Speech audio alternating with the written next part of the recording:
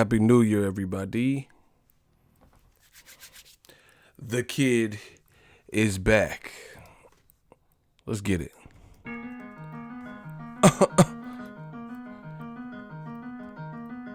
Y'all ain't ready for this. Ego this, ego that. Ego that, ego this. Get off ego. Oh my gosh. We gonna talk about it. I brought the flute to me. Guru. We need some more flutes on that. Wait for the beat to drop, huh? Do. What's up, Fight World? Happy New Year. We just working.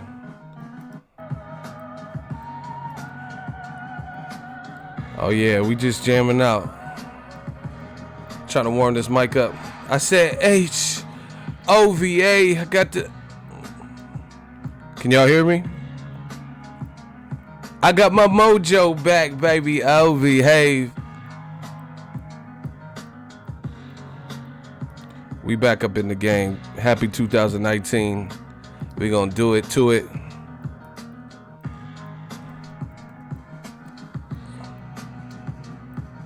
What you thought I would have... Hold on. What you thought I would not have nothing to say? Nope. Yo fell into the booby trap. I set the trap just to see dude react. Oh my God. Let's get it. I gotta thank the homie for that though. Saving me the hassle of speaking to half of these assholes. Yeah. Mace, disc, cannon. Oh, camera. Killer.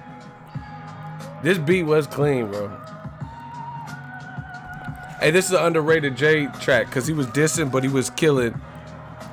He said, can't y'all see that he fake? The rap version of TD Jakes prophesizing on his won't break you of the little bit that he made. Jay was killing on this. Saving me the hassle of speaking to half these assholes. I'm a legend. You should take a picture with me. You should be happy to be in my presence. I should charge you a fee. I'm Big Dog. Glenn Rob. Listen, God, you a flea. And that little homie jungle is a garden to me. Hey, Jay was killing on this. What's up with everybody though? Hold on, let me cut the beat. The only thing is some of these YouTube producers like remake the beats and they're different than the original. Ether was dope. We about to ether old media. We having a good year. I could already feel it. You know, we got to bring all that positive energy. Fuck ego. No. I fucks with the homie, Matt. Let's get it. Why is this sound? Hold on. Hey, y'all pick a beat. We about to do a roll call. Unleash the flutes on them, Guru. Bay Area, West Side. Y'all know what it is, man. Smash the fucking like button. The real is back. 2019. God bless to everybody. Another one. Another classic. Hey, we about to show you that ether, that shit to make your soul burn slow. Oh my gosh. Eminem murdered you on your own shit. Y'all give me a beat. We about to do a roll call. I see y'all dropping it. Give me a beat. What beat y'all want? Shout out to the Nasty Natty, Columbus, Ohio, 614. We back in it, and they came for more. We need a beat. Somebody scream out a beat. Scream at me. Too Shorts, Cocktail. I don't think that's gonna be on. What's my favorite word? Beer. Why they want to say it like sure? I don't think that's gonna be online. Something easy. Come on. All right, fuck it. Y'all ain't picking. I seen one person, so we rocking with that. Listen. All right, we about to do this roll call. Let's get it. Oh. Shed so many tears. God, take me away. Back in elementary, I thrived on misery. Left us alone, I grew up, almost died breed. Inside my mind, couldn't find a place to rest until I got that tug like tatted on my chest. Can you feel it? Shout out to London, UK. Hey. Until I got that thug life tatted on my chest, 602, feel me? Shout out to Phoenix. Get down. Grab me, take me. Shout out to Vermont. I like that. Wow, wow, wow. Shout out to Chicago, Garfield Park Boxing, Milwaukee, Milwaukee, 414 shit, Coatesville, PA, Las Vegas in the building. We shed so many tears. You know, we're going to talk about 2018, 2019 expectations. Shout out to Detroit, McKinney, Texas, 818, can you feel me? San Diego in the building, Boston, Texas in the building. Let's get it. Gardena. We shed so many tears. Hey, speaking of shedding tears, that motherfucker Tenshin, he shed tears after Mayweather pieced him up with that. Floyd was, yeah. Oh my God. Tenshin was, Lord, I shed so many tears. That man, he was crying in there. That man Tenshin he was crying in there. Hey, I'm not sure. That boy, Mayweather made that boy cry. Go ahead, wipe it. Put the gun down. Fight like a man. Hey, that boy Tenshin, Juntao. Put the gun down. Fight like, he ain't gonna be in Rush Hour 3. That man Tenshin. It's my party and I cry if I want to. If I want to. Shed so many tears. Hey, that motherfucker shed so many tears. Floyd beat me down. And then the people that see me in Japan, they want to beat me. Like, hey, that motherfucker. Hey, he was crying in there. Why Floyd do him greasy? I felt bad. My man Tenshin, can I live? That boy... Mayweather raised his arm, but he was still crying. Oh my God, get this man a Kleenex. Can somebody get him a Kleenex? This shit crazy. I ain't never seen. Actually, real truth be told, Mayweather had Canelo crying. I know a lot. I love Canelo. I was born ready, but y'all don't remember that. I do. When Mayweather fought, he wasn't crying like Tenshin. There wasn't crocodile tears, but your boy Canelo, I was born ready, was crying. Canelo was crying too. Mayweather turned motherfuckers to crybabies. They chopping onions. They watch Terms of Endearment. These motherfuckers crying. And I ain't lying. Death Row East, believe in it. We back. The livest live stream is back. That motherfucker Tenshin. Come on, fight like a man. Put the gun down, fight like a man. Oh, you want to fight like a man? Oh, hell no. What's up, everybody? Oh, shit.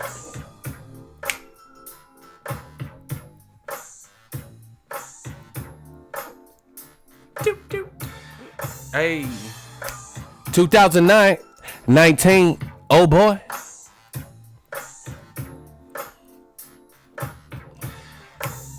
Hey, we about to cry it up.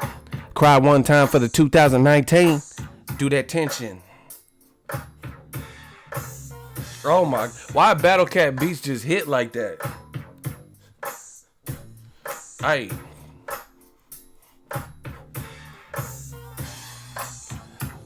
We about to make the haters cry. 2019 when we ride. I promise you. Hey, we will baptize them. Y'all gonna fuck around, give me a. Here, this is a sleeper West Coast shit. Hey, who know this? Hey, Tenshin like to cry.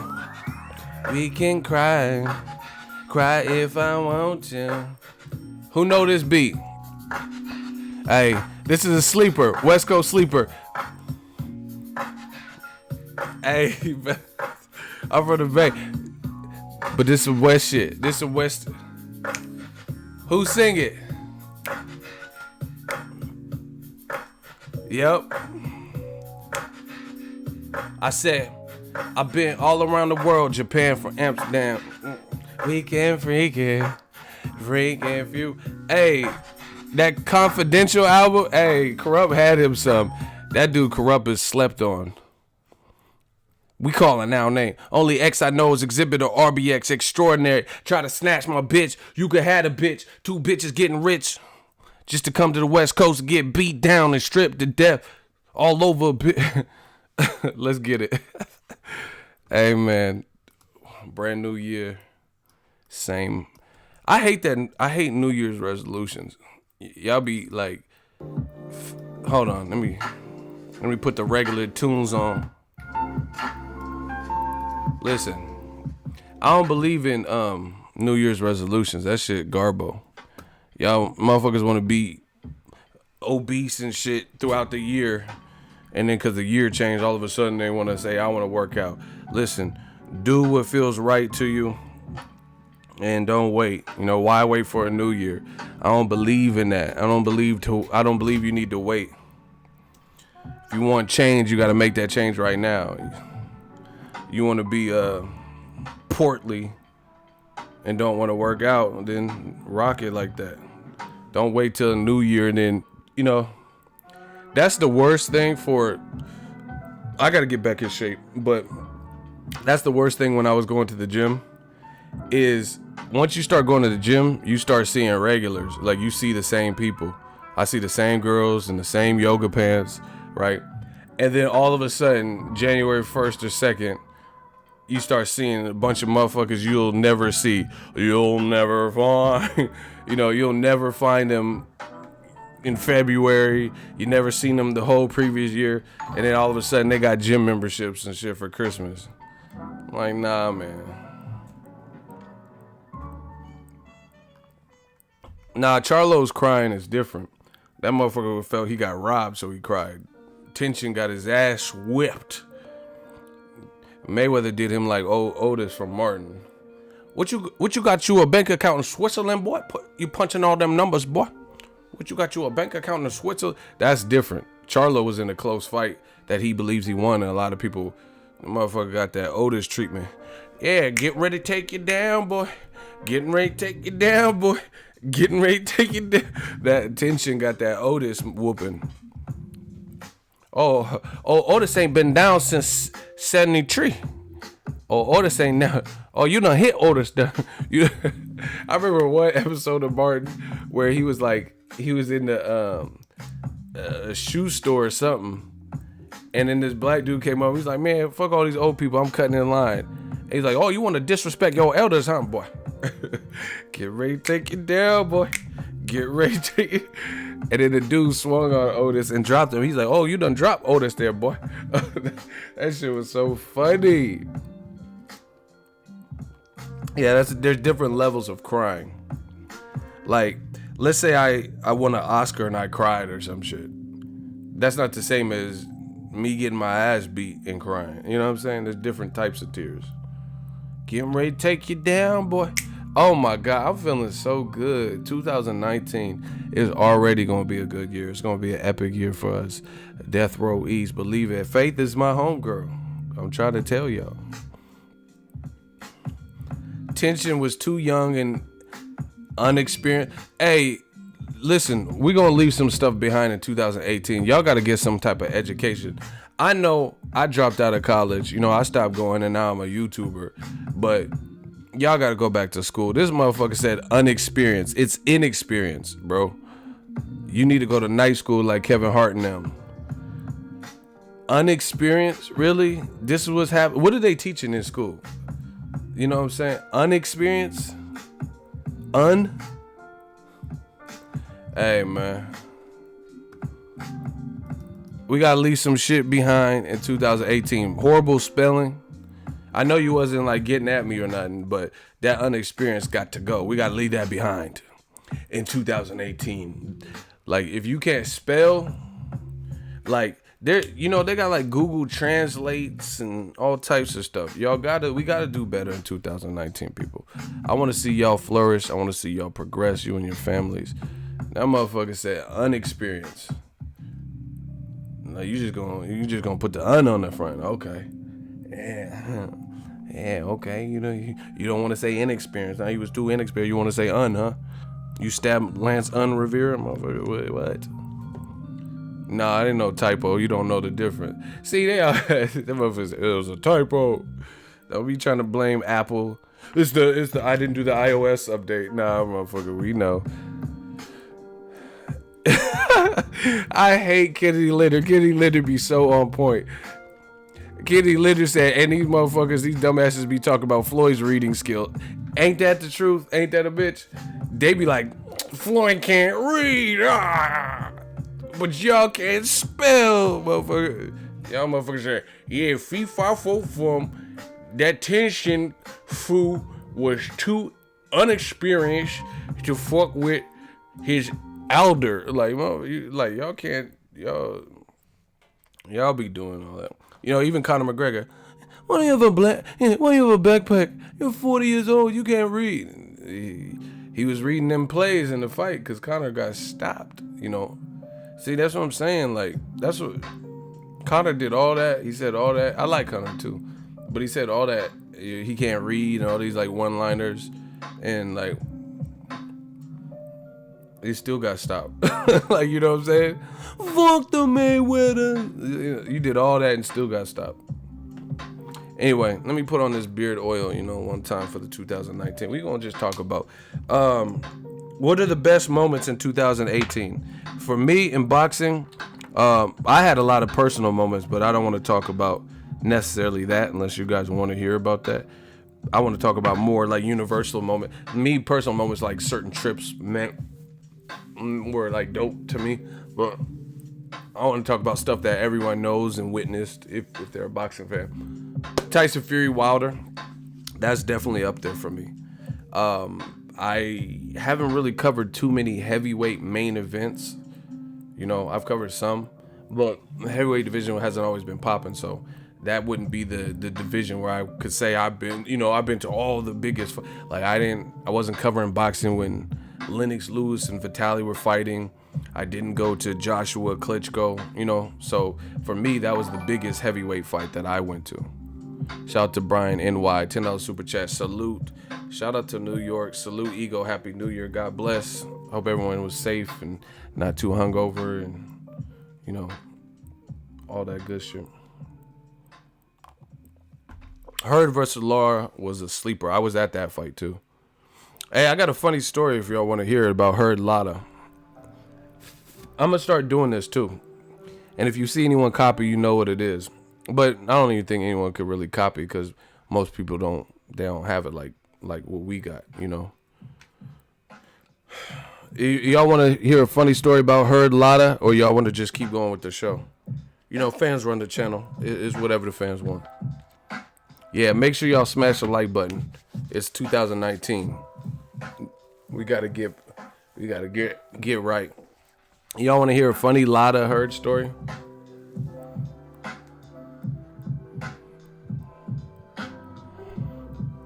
Vote. Funny Lara Hurd story, or y'all just want to keep rocking, keep going?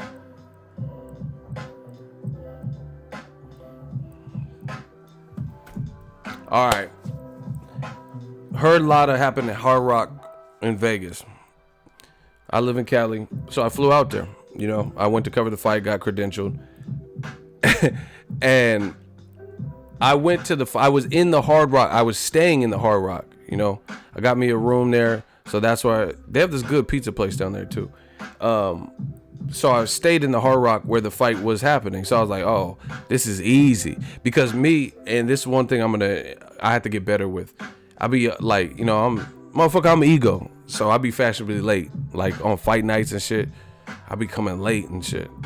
Like, the doors open up at 3:30. I get there 7:50. I be getting there like when I want to get there, because I just do so much. But anyway, so I'm in the Hard Rock. I'm like, this is easy.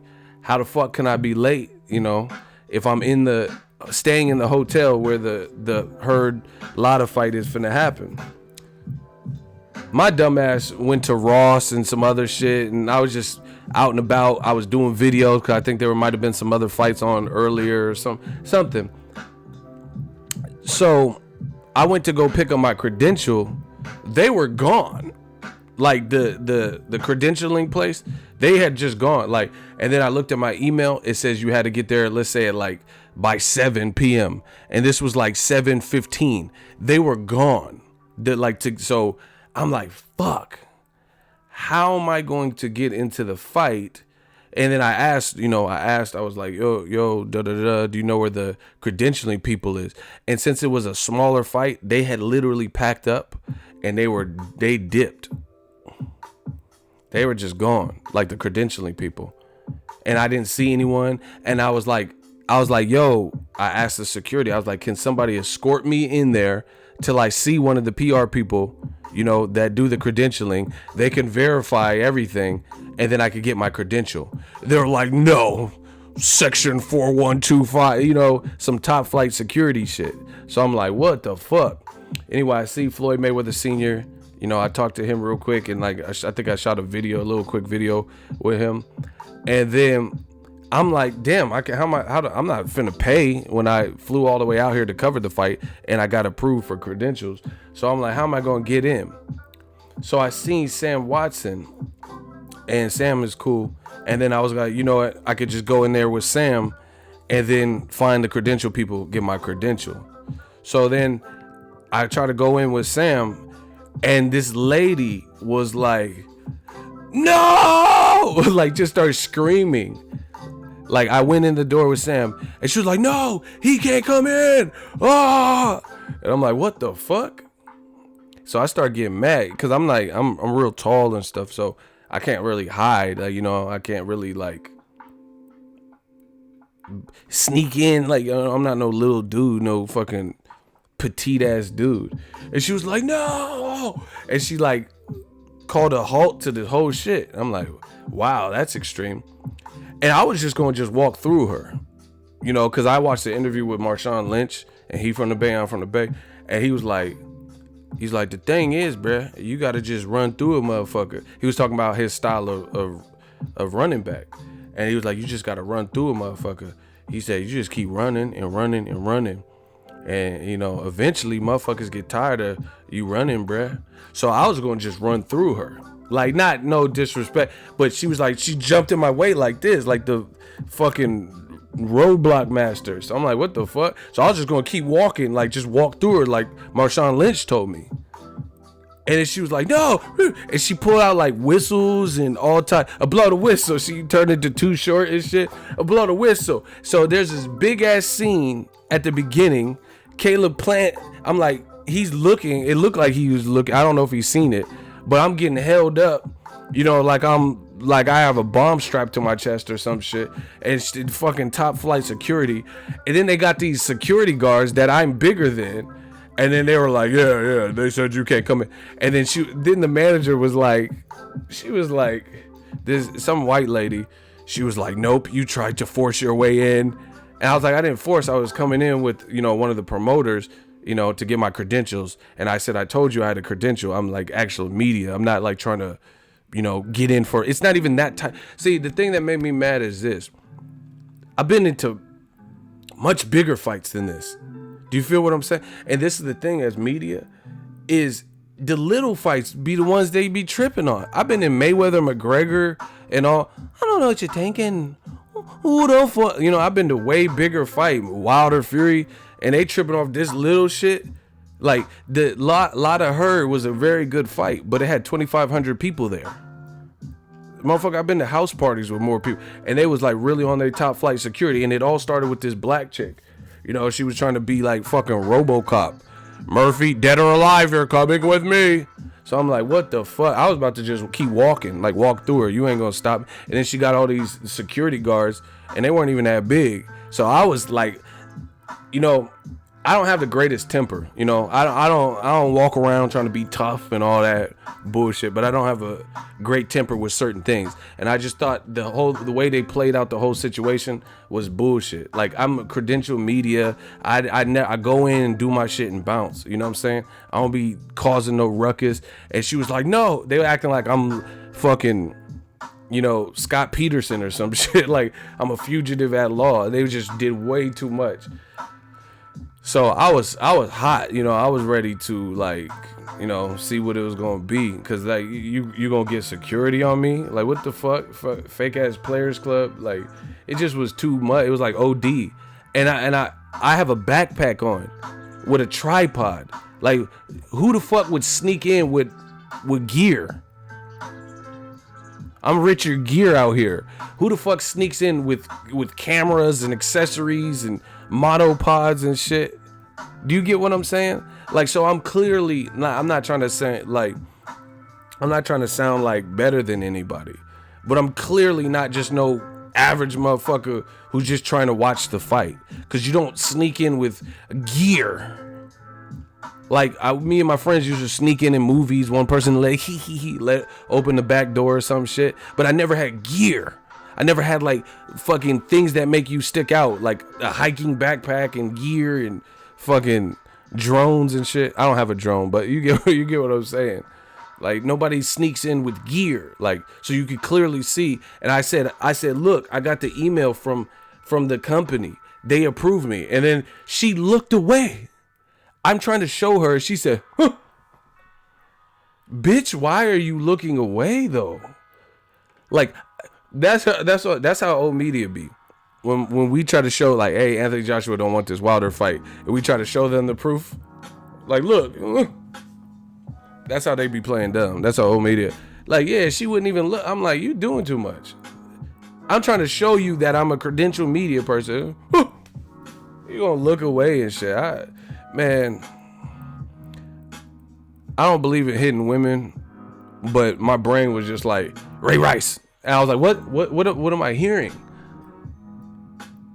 Like, I don't know why my brain just said Ray Rice. I don't know what that meant, but you know, I don't believe in like DV, but my brain was just like Ray Rice, and I was like, why does my brain keep saying Ray Rice, y'all? So that was my little story. Anyway, I got it. You know, your boy from the Bay, I be wiggling. So I got in and got my credential, and I was dummy close. You know, interviewed Caleb Plant, David Benavidez, but I had to go through it. You know, Jeff Mayweather, and I, you know, got to watch a great fight. But I almost didn't get in, so that's my story. So, hey, bro, no, I can't say too because YouTube be like, you know what I'm saying? Somebody said something about Ike Turner's spirit. I'm all up in here, like, yeah, you gonna eat this cake? You want some cake? Eat the cake. Eat some good ass cake, anime. I wish I had some cake. I'll mush that shit. Hey, Hard Rock Security. I see why it's called Hard Rock. Like the motherfuckers is hard as a rock. Like they act like I was fucking Bin Laden or some shit. Chicken falafel rice kebab. Like they act like this was like fucking, I don't know, some Mission Impossible shit. That, like, I'm like, really?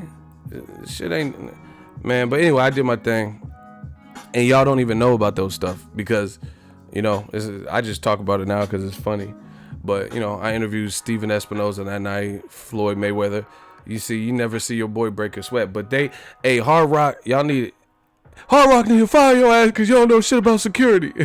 They need a hot man. I don't know who the fuck this young Amanda Nunes looking broad was, but she was really with the shit. Like she's like, no, like I thought I was gonna get pepper sprayed or something. Like really? Just from, I'm a credentialed media. You better put some, man. I felt like Birdman when he went to the Breakfast Club. I was so hot. I ain't gonna say it no more. I'm media, you heard me? I was hot. I ain't gonna say this no more. I got the email, don't tangle and twist it, you heard me? I got the fucking email, you heard me? Stop playing with the boy, man. You better put some respect on my name. See, I don't even like stunting on people, but I'm gonna fuck around and start stunting. I'm gonna start stunting.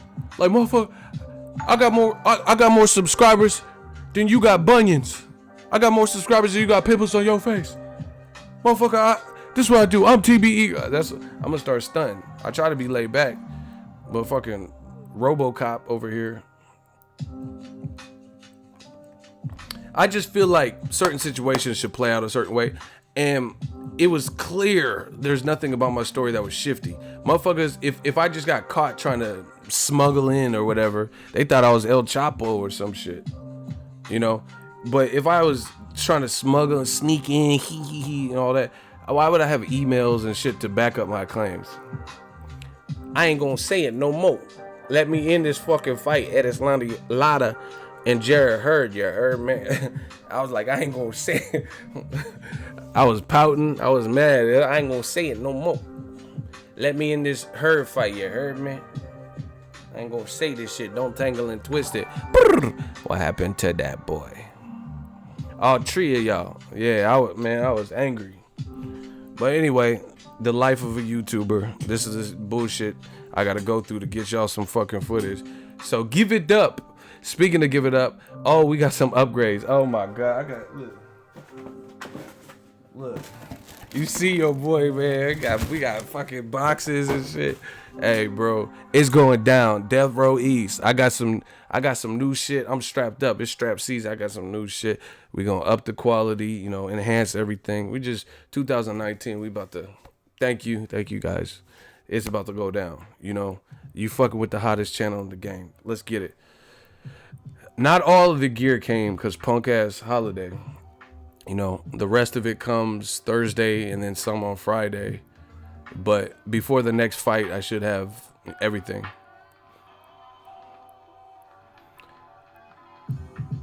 Ego, you went ham after the Wilder fight too. Hey, J, why you rigging up? Oh shit, bruh, I don't. Never mind. I see that. This is why I wanted to not, like Eminem said, I wanted to not show you so you know you not. I don't like getting like no type of way. Like I just believe in like respect. Some people make situations worse than they need to be. You know, I don't even want to show, like I don't care about nothing. I'm not trying to act bulletproof and all that. You feel what I'm saying? But I feel like you gotta respect people. That's why all this internet shit, motherfuckers be like, you're a fucking bitch, Ego. Okay, that's what's up. But I'm at the fights. A lot of times I'll be dolo and you know, so it's whatever, you know. But that dude at the Wilder fight, he was bugging. Y'all seen some of that on. I was like, get the fuck off me, dog. Like, you know, stop. Like, I don't like people touching me unless you a chick and I want you. And it can't just be and I don't want no precious ass chick touching me. It gotta be the right chick, you know. We gotta have something. I don't like when people touch. Don't touch me. I don't touch people. Don't touch me.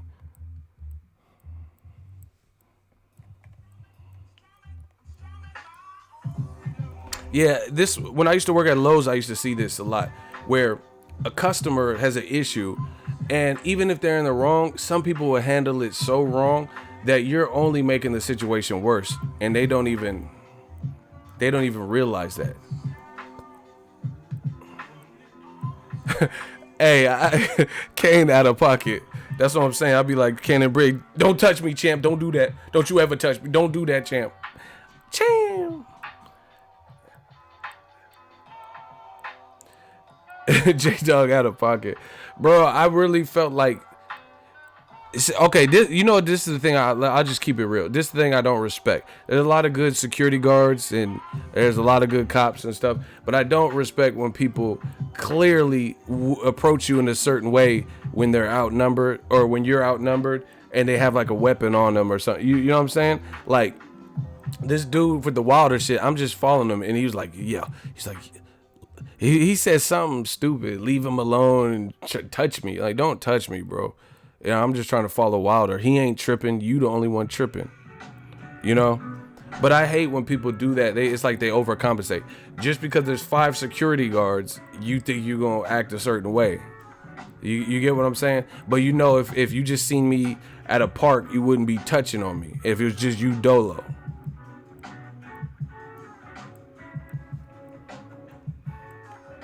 They abused the position because they got backup. Yeah, you've seen videos like that. Even Wilder had that oh shit look. Yeah, man. Never mind. So y'all, J-Dog try to egg me on. We gonna see if you get up. You know that dude. We'll see if he get up like Tyson Fury. in the 12th round. We will see. Because that dude was little. He was little and brittle. Like, don't touch me, dog. But, you know, we professional. We just handle business, keep it rocking. 2019. And see, listen, I'm going to tell y'all. In this new modern era, don't do it, man. You know, don't do it, because what happens is people will egg you on knowing they puss. You know what I'm saying? Like knowing that they're like, they'll fuck around. Like someone will instigate a situation and then sue you. Do you get what I'm saying? Like, I don't know the whole story, but even that's kind of how the 40 Glock with the game situation. They was beefing at 40 Glock saying his piece, but then when Game and his crew pulled up and it was what it was supposed to be, then later on he sued the Game. Yeah, motherfucker, on Pyru, Cedar Block blood. You know, like how you gonna sue him, but you was with the funk. You know, you can't be on that George Clinton. We want the funk, gotta have that funk. And then when it's funk season, you know, that's weird. Anyway, 2019 should be a great year. Don't touch me. Don't you ever do that, champ. Don't you never in your life touch me, champ. Champ. And the thing is, I be having people in the crowds and shit. Like, I got people. Eagles Army is strong. They be holding me down. You know what I'm saying? They be holding me down. Yeah, game violated him. He hit him into them bushes and it was recorded it. Yeah, motherfucker. Chill. Hey, man. DAZN, you gotta do something, baby. Hey, we didn't forget. DAZN gotta do something. So I just seen an interview DAZN posted or whatever with AJ. Right? And AJ was talking. They said, "What's your New Year's resolution? What do you want to change about the game? Change your boxing." This dude AJ says fighters to show more respect, like be respectful of the person. Like, I ain't never heard no heavyweight request some shit like that. Like, the thing is, you can't control everything. You can't control how people, you know, you can only control really what you do. You can't control how people react to it. But AJ was like, I don't know. That sounds like some heal the world shit. I want people to be nicer to fighters. That's not gonna happen. You always gonna have the broners. Try to get Broner to act how you want him to act. That's not gonna happen. Didn't Tyson say some shit like that? Said what? He wants people to be respectful? I don't know about that, because that motherfucker was not talking to people with respect. Mike Tyson or Tyson Fury? Because Mike Tyson used to just talk crazy. Now, I don't think Tyson said that. That motherfucker would talk to you I'm talking to you how I want to talk to you. I'm saying what I want to say. I want to talk to you how I want to talk to you. Like, he wasn't talking with no type of... he might be talking, come, you know, you're a real piece of shit. You know, you talk any kind of way. Listen, that would be the worst. Mike Tyson is primed to disrespect you, because he gonna take your manhood. Pause. There's nothing you could do but just accept it. What are you gonna say? Like, if you're just an average dude and he's like fuck you, I want to eat your kids. Yeah, I eat them. You know, Bradley's been bad anyway in school, so just go ahead and eat him, Mike. Like, what are you going to say to him? I would let him eat I would say, just don't eat the youngest, Mike. You know, I mean, what are you going to say? Like, no, you'll not eat my family. Like, if Mike say he's going to eat your kids, then you got to just let it ride. You know, I'm not going to tell him no.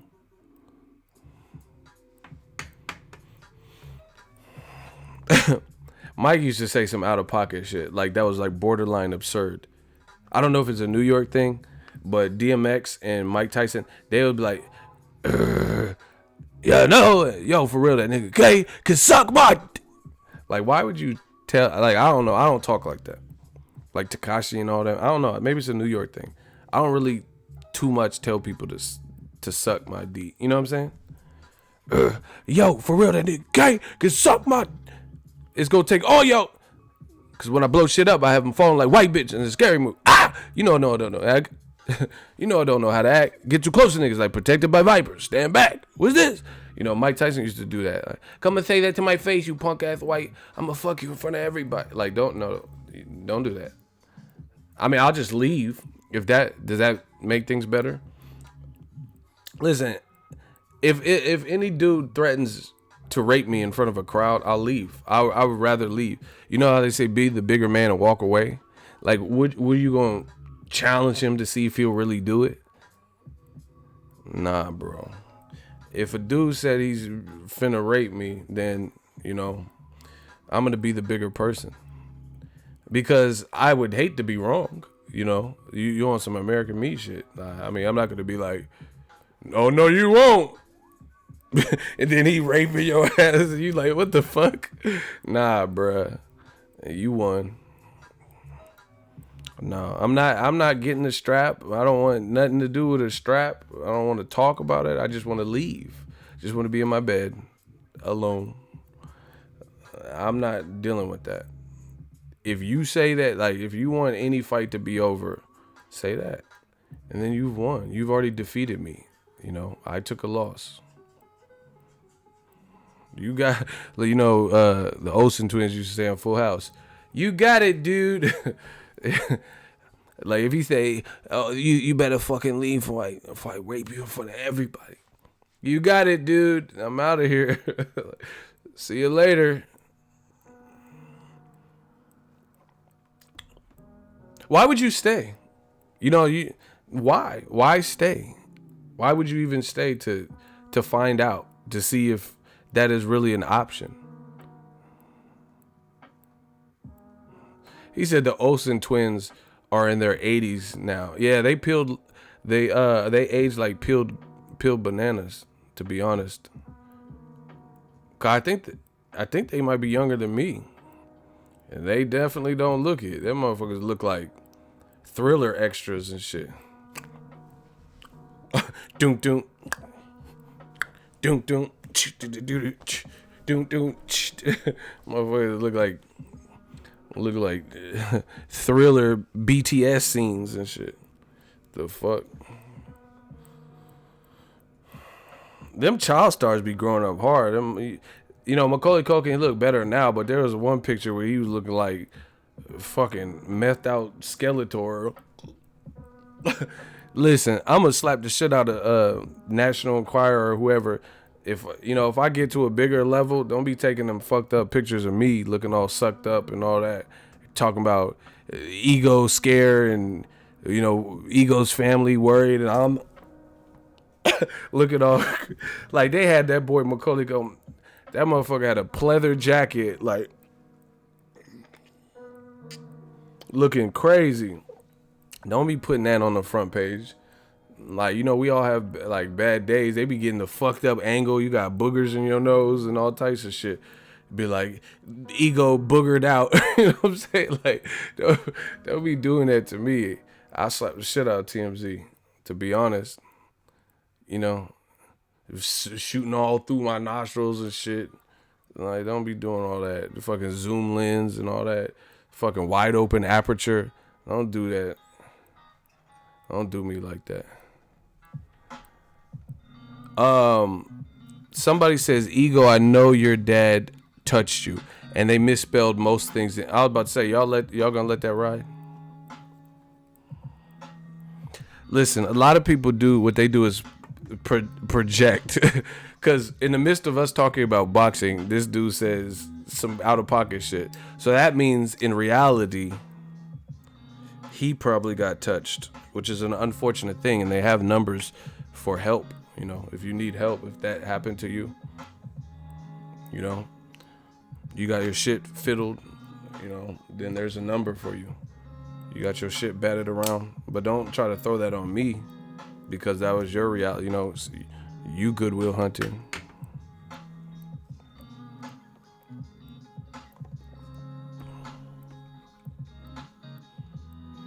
Ego, what do you think about Floyd versus Khabib exhibition?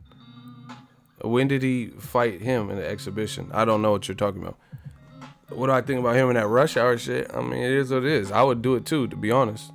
You gonna give me? I've heard different rates, but the common one I'm hearing is $9 million. Shit, I'll fight the Golden Girls for $9 million in the exhibition. Straight up, it don't matter. $9 million for a one rounder. Oh yeah, yeah. We in there. We in there like swimwear. I'll fight Thanos for the $9 million. See that it makes Joshua look worse too.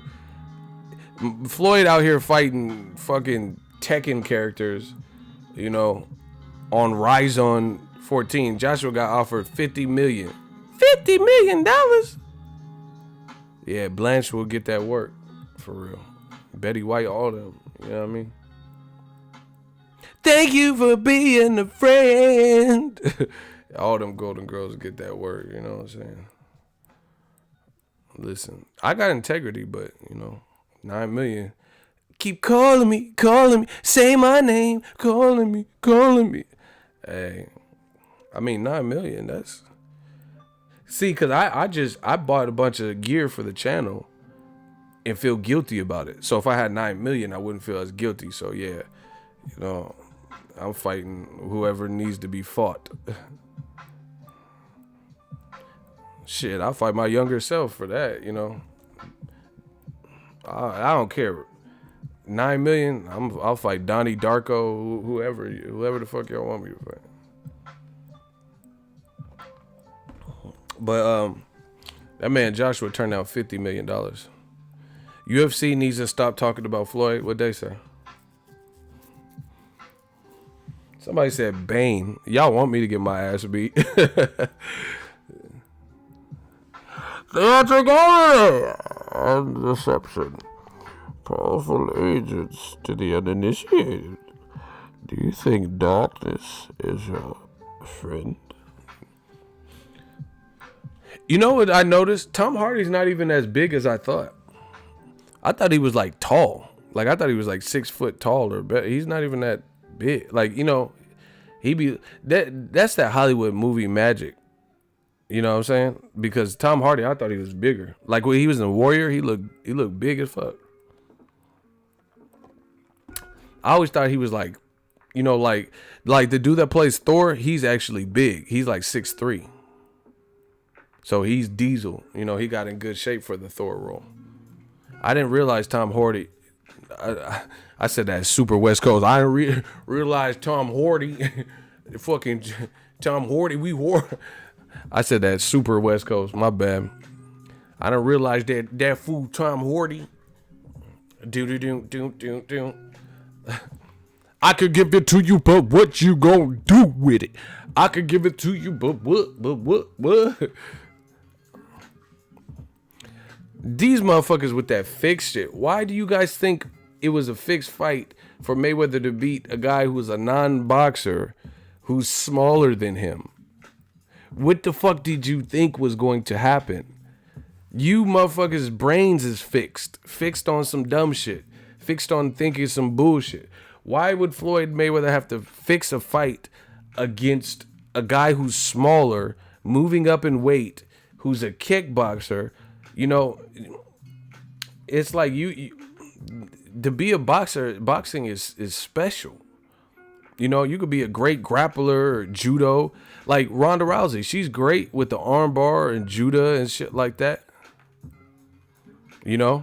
But she don't got no hands like that. That's why you see Amanda Nunes. I don't know why she fight me standing up like that. That's not her. She don't fight like that. Yeah. You see Amanda Nunes destroy her. Hey, I'm impressed with Amanda Nunes. She destroyed Cyborg. Cyborg was like ding ding ding ding ding ding. She was clipping Cyborg. I like Amanda Nunes. When Cyborg tried to pour it on her, Amanda Nunes was like, she was like really throwing some shit. She was throwing some smoke trying to catch her. Amanda Nunes got hands. I like her. Yeah, Cyborg needed that iOS update. She needed a software update after that. She malfunctioned for sure. I ain't no damn Cyborg. Cyborg cool though, but Ronda Rousey still ducks Cyborg. Let's not get that twisted. Cyborg, see, the thing is, styles make fights. Cyborg, you know, even without having the iOS update, she would have destroyed Ronda Rousey. Different style, you know. Ronda Rousey don't got power like. He said Tenshin was hella dramatic.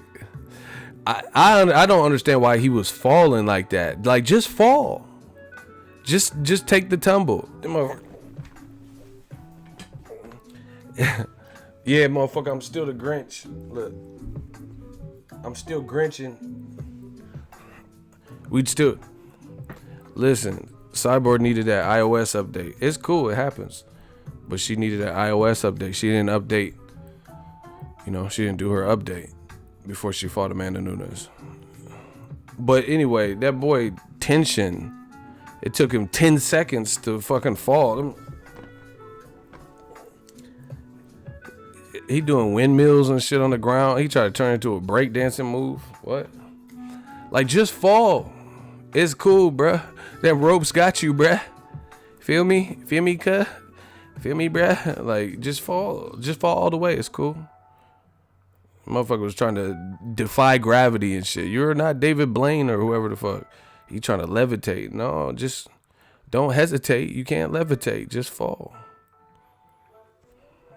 Yeah, I like Amanda Nunes.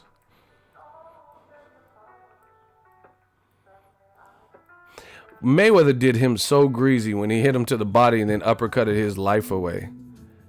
That boy Tenshin was like, fight like a man. Put the gun away. Fight like a man. Yeah, he fought like a man, all right, and you fought like a boy.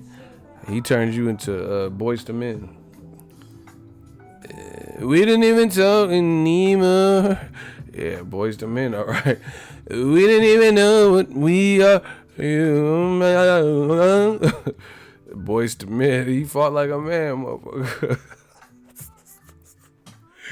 Well, come on, fight like a man. Yeah, he fought Boys to Men. He fought like a man. We didn't even know it. We are human. We didn't even. Boys to Men. And that's the way to the water and dry. Hey. Hey, that boy Tenshin got owned. I don't care what the fuck y'all talking about. Listen, these dudes they be hating Mayweather so bad that the shit don't even make sense. It don't even make no sense. It don't make sense what they be. Yeah, hey guys, you gotta make some sense. Make some sense with this shit. This shit don't make no sense. Everybody say this don't make no sense. Cause it's not making sense. All this fake shit. All this shoot about shit y'all be talking. Like, listen. This fake shit don't really make sense to me. Say why, ego, or y'all can put hell yeah, and I'll tell you why it don't make sense. It gotta make sense, y'all. If y'all want to know why this shit don't make sense,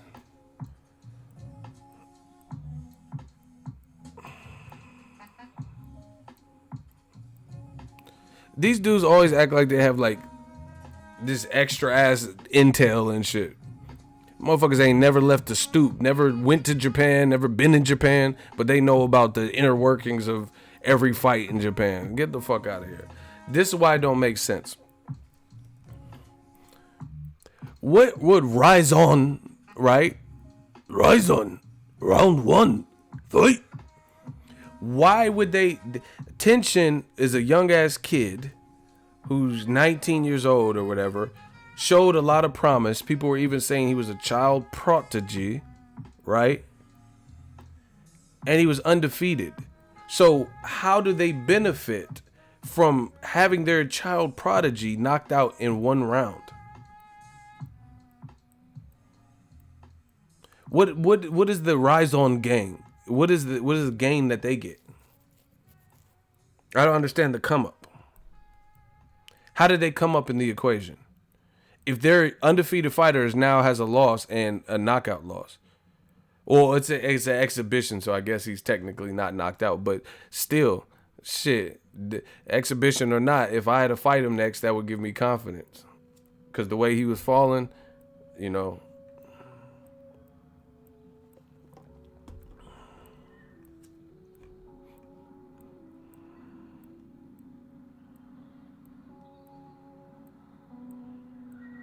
It's bigger than the fighter. It gave them a look.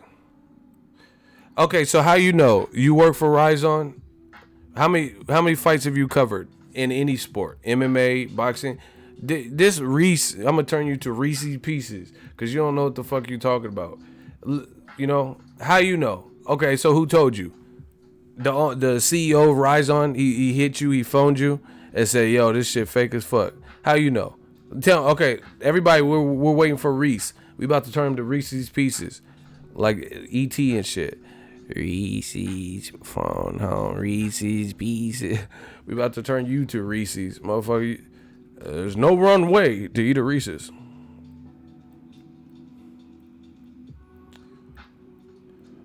Jay John said, "How you know it wasn't fake, Ego?"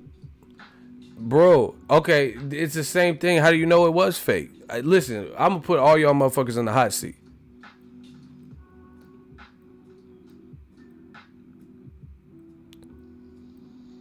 How do you know it was fake?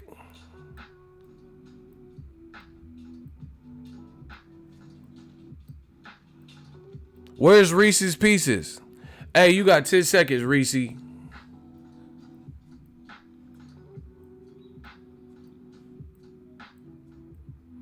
How do you know it's fake? How did you hear about that? Like, tell me, give up the plug. Hey, give up the connect, Mitch. Killer. Hey, give up the connect. How you know?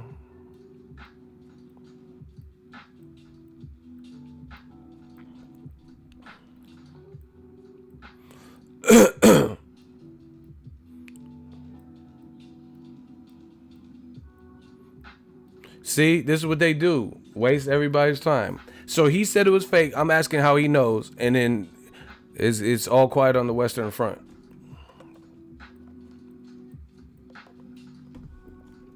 How do you know? How do you know it was fake? Please tell me.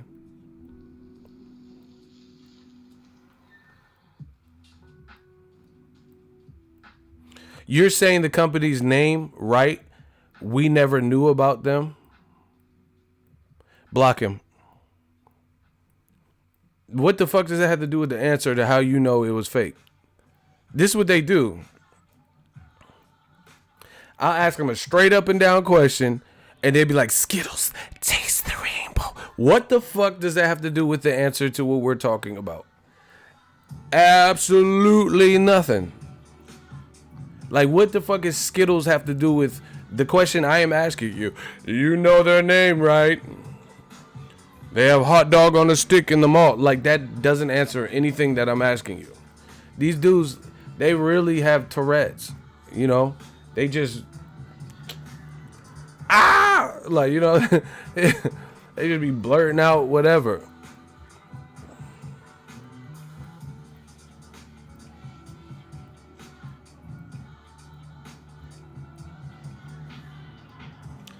These dudes just be saying, it was a fix. Okay, how you know it's a fix? I never ate a tarantula. What? What does that have to do with the question that I'm asking you? What? I got the whole season of Narcos on Netflix. What the fuck does this have to do with the question that I'm asking you? Do you understand the words that are coming out of my mouth? What does Narcos and all this extra shit y'all be talking about have to do with the answer to my question? I ain't got no lightning cable. Like, what? What are you talking about? Lightning cable? The Black Channel. Why do Black? You know. I ain't never replaced my HEPA filter, Dyson. What? Did he say HEPA filter? Fuck is you talking about, bro? I want to know how you know it's a fix. You talking about Dyson vacuums and HEPA filters and all types of shit. Mark Wahlberg ruined the Transformers series.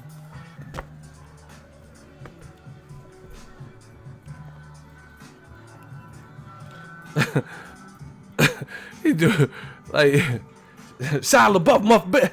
Shia LaBeouf is much better. The fuck are you talking about, bro? Ricky Tiki Timbo, No Saw Rimbo, Charlie Ballerucci, Pip Berry Pimbo. He dude can't wait to say some stupid ass shit.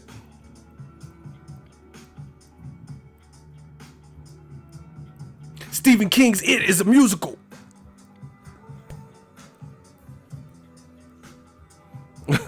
They just be blurting out whatever comes to mind.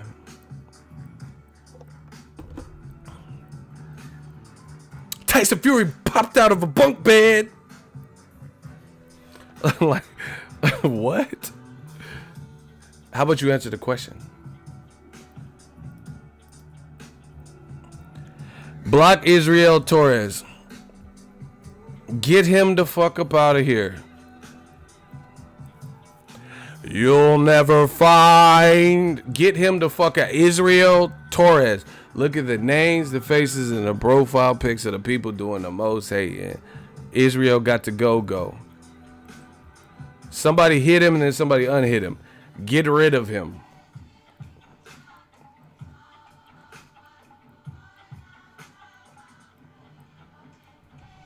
These dudes be just blurting out. I play Jenga with Borat.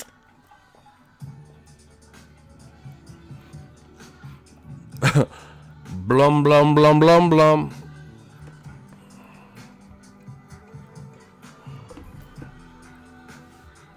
I could tell by how people act online that they would snitch. Like if they was involved in some shit, they would snitch. Because they love to blurt this shit out.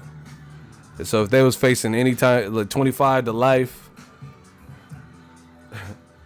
it was Lamar. Lamar did it. These motherfuckers would sing to the DA and shit. They would tell instantly. Lamar got the gun. Like, damn, you just gonna give up your friend like that. Lamar with the Glock 19, he did it. Please, let me be free. He's snitch at, oh my God. These rats and shit. Anyway, yeah, bro, these dudes would tell in an instant. The cops were like, do you know why Lamar did it? What? Cops like, oh, tell me more. You sit down. They asking you if you want a cup of coffee. You giving up names and shit. Would you like Lamar? What? He said it's Kareem Akbar, the light-skinned brother from the bank. He's the real head of the CMB. Listen, I ain't never had nothing. Yeah, fucking Nino Brown. Hey, that old man came in with that little revolver. Nino, your services are required in hell.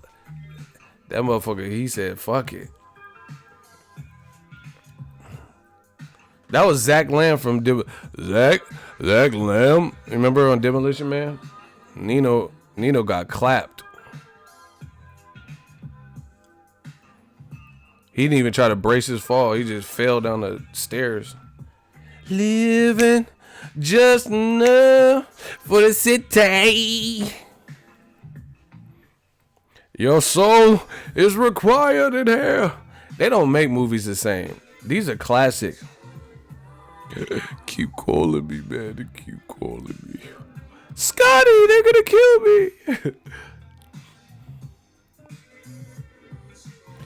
He said Tekashi's singing at this moment. Damn.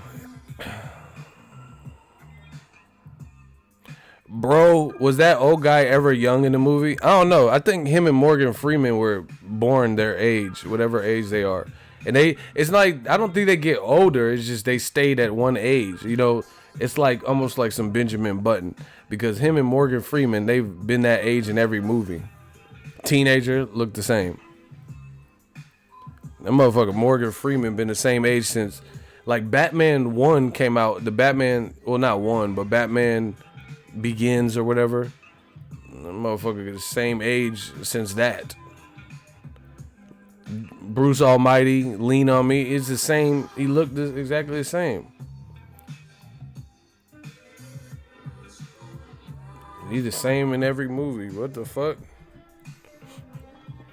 Then you had the Olsen twins looking like Raggedy Ann, extra raggedy.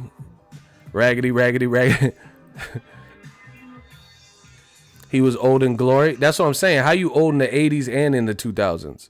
You just old in every, like, you the same age. Bato Krypton says you look gay. Cancel that. I'll buy another one. Get back. Oh my God, my shooters be clapping. See, we try to leave the bullshit and the hate in the 2018, but they want to bring it back. Glory was a good movie. I like how Denzel tried to play it off like them whippings, like them lashings didn't hurt. They'll, yeah, boy. He tried to play it off and laugh at first and shit. That shit started getting to you. Cause I remember Denzel's a good ass actor because he probably reverted to his childhood. Cause I remember whippings like that. You know, the thing is, have you ever had a whipping and it didn't, like, your parents whip your ass? It doesn't really hurt at first sometimes. And then after, like, the skin starts to welt, and then you getting whipped on top of the welt, and then the shit started hurting and, like, getting real sensitive. Yeah. Like, so I've had that where you, like, got whooped and it progressively got worse. I think maybe even hearing the noise, you get whipped with a belt, you know, and then after hearing it 15 times and shit, you're like, okay, this is child abuse right there. This shit, you abusing me. Hey, I'm glad my parents gave me whippings. I was bad as fuck. And look at me now. Look at me now. These badass kids, that's why they be on pills and shit. They never got their ass whipped. Them ass whoopers helped you. I don't care what nobody said. But that shit did accumulate to a point where it would hurt you. Because one time I thought I grew out of it. Like, oh, this shit don't hurt no more. But then when it got to like 6, 7, 8, 9, I'm like Denzel.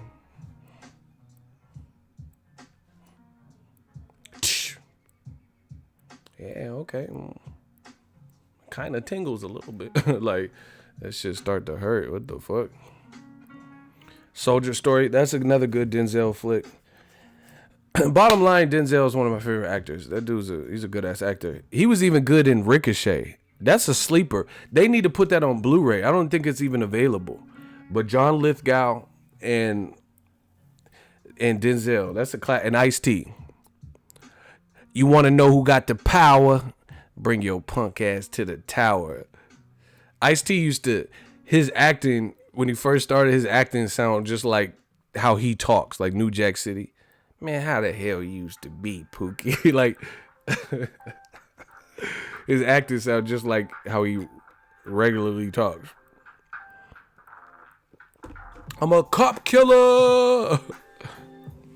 Yeah, Denzel, Ricochet, it still holds up. I mean, I haven't seen it in years, but you know, last time I watched it, it's still a dope ass, like, crime action or whatever you call it.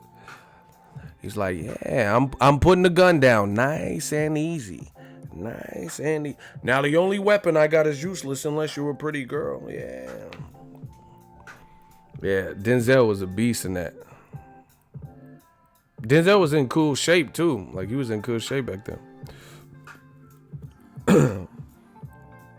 One of my favorite movies, another movie y'all gotta check for all my young heads and shit that watch the channel, True Romance. It's like kind of like a modern day Bonnie and Clyde. All-star cast. Brad Pitt, Christian Slater, Patricia Arquette, Christopher Walken. That's a dope. Dennis Hopper, rest in peace. Val Kilmer, Samuel L. Jackson. Gary Oldman killed that. Luis Williams, block him. That's a good ass movie though. True Romance. Brad Pitt's one of my favorite actors too. Quentin Tarantino, he didn't direct it though. He wrote it. I think he was supposed to direct it. Tony Scott directed it. See, I'll be on my movie shit.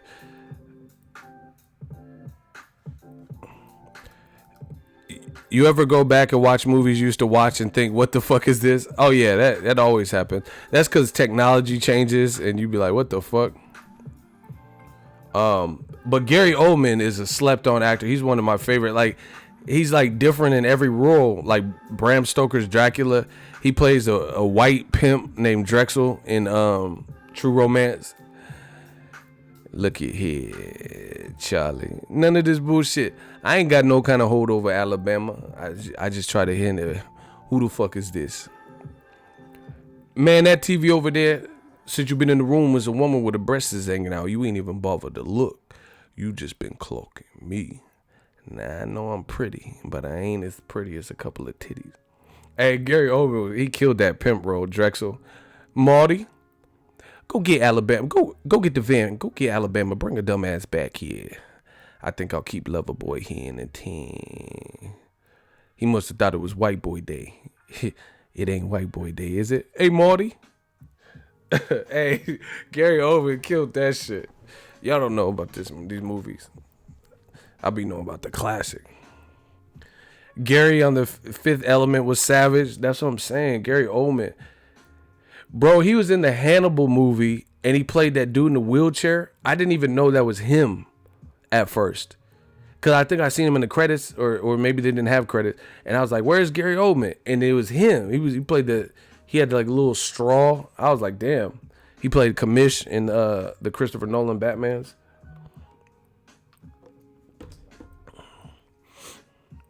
Ridley Scott killed himself, or was it his brother Tony?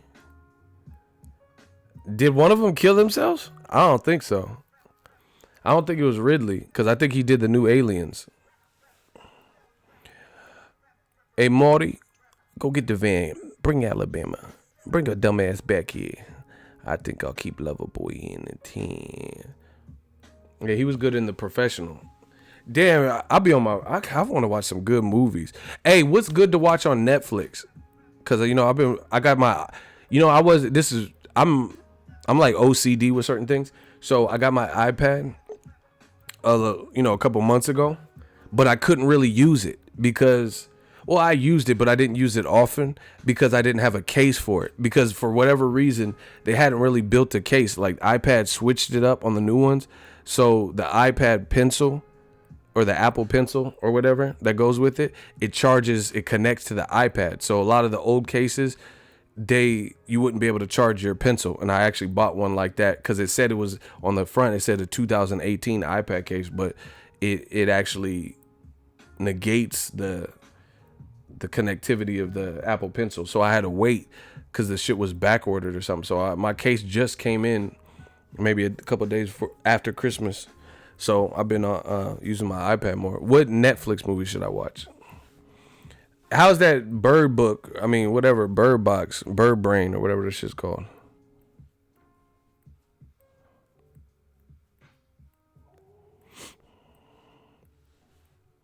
Spartacus is a classic. Oh, you talking about the TV show? Hey, people tell me about this Black Mirror. Is that shit really raw? I keep hearing about Black Mirror. See, this is why people fuck with the channel, because you could be a boxing fan, but you can come here and Ego's Army, we got this. We just help each other in regular scenarios like what to watch on Netflix. That's what I'm saying. I told you, we got the livest live stream. Yeah, a lot of people. 4 Life 1 Deep. Is it cool or is it just okay? Black Mirror is on some other mindfuck shit. Somebody said bird shit. Black Mirror is that dope? The night comes for us. Is it? You mean that it comes at night? Shit, that shit was weak. Where they're in the forest and that molasses was coming out their mouth. Damn, everyone really watches Black Mirror shit. You know, I gotta watch Narcos. Everyone talks about that. See, I don't really watch TV much. You know what I'm saying? I be like just working and grinding and then like going out, like doing shit like out and about. Spartacus is dope. Oh wow. Is Black Mirror one show or is it like the Twilight Zone where it has episodes about different shit? Hey, King Palma, I'm actually watching that. The Inside the Real Narcos. That white dude is crazy. That Matt Fox or whatever his name is. This dude, I seen the one, he went to Mexico and he in the cartels and they were like, what would you do if I didn't have permission and I was on your territory? And he was like, gringo? Whitey like you? That motherfucker was like, he was like, we would kill you. I was like, damn, this dude, and he's just doing it just cuz. You know what else for my hip hop head? I started watching that Rapture. I'm only on the first one with Logic, but it's cool. It's real high quality, and Logic has a cool story. You know, he's biracial. He's from Maryland. I didn't know his life was like, I didn't know his life was. He had so much going on with his family and shit.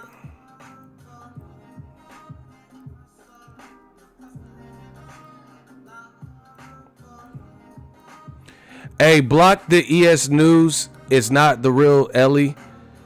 If you have a fake channel of somebody else, you're getting blocked. Don't be on my channel with no fake ass, because we don't trust you because you're not even the real person. So the fake Ellie ES News channel, block them. Thank you. I just went to the channel and it says uploaded no content, and that man Ellie be hustling, so we know it's not you because Ellie, he'll upload 40 videos in an hour. Listen, word to the wise, my shooters will clap. If you come to my channel with another known channel's name and then I go to the channel and it's not really their channel, then we're blocking you, because that, that's just, you're trying to create confusion. He's using the same thumbnail as Ellie. No, you're not doing that.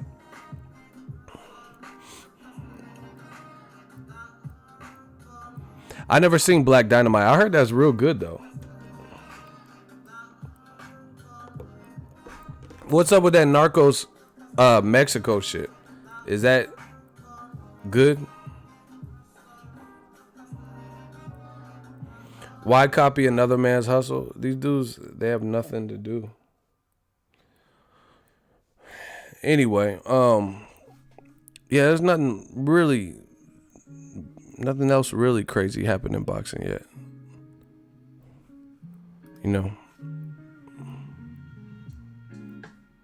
Last Dragon's my classic. You are the last dragon, and you possess the power. Oh, I am.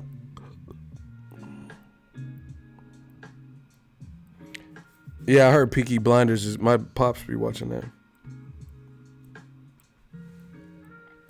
Shit, I'm about to go watch some on Netflix. I'll probably get back on here in a little bit. Happy New Year to everybody. I guess I gotta watch that Black Mirror shit. Y'all niggas got superb taste. See, that's what I'm saying. We a real life community. People don't understand that. Boxingego community, of course we love boxing. That's what draws us together. But I feel like the people, like I could talk about music and me and King Corleone be like, oh, okay. Like, that's what it's about. I said this from the beginning. We do shit different. Like when you guys, I ask y'all like what headphones should I get, or a Netflix show or a song to put on the playlist, and there'd be some real good ass commentary and good ass responses. He said, Happy New Year, Ego. You all appreciate it. Ain't it? That reminds me of Dear Mama. You all appreciate it. Appreciate you though. See, shout out to Daryl Zapata. He says, I feel like you my homie. We are homies. I told you, Ego's Army. We family. You know, that's why they can't do it. That's why we got the live gates. We got channel members and stuff. Like, I promise you, I'm not really into announcing shit, but I'm about to turn up for real on the channel. I promise you, watch how hard we go in 2019. We about to do some different shit. Like I said, I got some gear. Amazon Prime be sending it in different boxes and shit. Well, partly it's my fault because I had to research. See, this is the other thing. 2019 is about efficiency. Do better, be better. You know, that's our new shit. Do better, be better. That's what it's about. Do better and be better. We about to be efficient, even more so. Like and the thing is, like I said, I don't believe in New Year's resolutions. So I started this last year. But I got some new gear. I promise you, where you're going to see some more quality enhancements. You know, channel members, keep it. I know I haven't put hella content in it, but it's coming. I promise you. I'm thinking of new ideas. You know, I'm about to be on my Grizzly. I really am. But we got some of the gear. Enhanced quality. More. This is going to be the number one shop. You're going to get everything you need out of it. You got the entertainment. You got the impressions. Yeah, okay. Yeah, it's like blue magic. I guarantee it. I promise you we got that blue magic coming for you. You know, as far as fights, I ain't got to worry about that. These promoters are all competing with each other and advisors and stuff. So that's a great thing. A lot of people, oh, you hate DAZN. I don't hate DAZN. I actually know some people that work for DAZN. A few. You know, more than 3 people that work for DAZN. I keep it real at all costs. I can't not be me at the expense of being fake. That wouldn't work for me. You get what I'm saying? So it don't matter who you are or what you are. I can't if AJ don't look like AJ is fighting Wilder, and he might be affiliated with DAZN or whatever, I'm not going to not say that. Because I know people that work for DAZN. You know what I'm saying? That's just, I can't do that. I didn't work this hard. I've earned my stripes, you know. Like Biggie said, I got stripes like Yankee uniforms. I got this, and we did this out the mud. Real talk. Out the mud. I ain't jump off nobody's back. You know, this is... Like, her motherfucker saying they made ho say, okay, so make another hose. There's not one man, woman, dog, boy, girl, or mammal that could say, I gave Ego everything.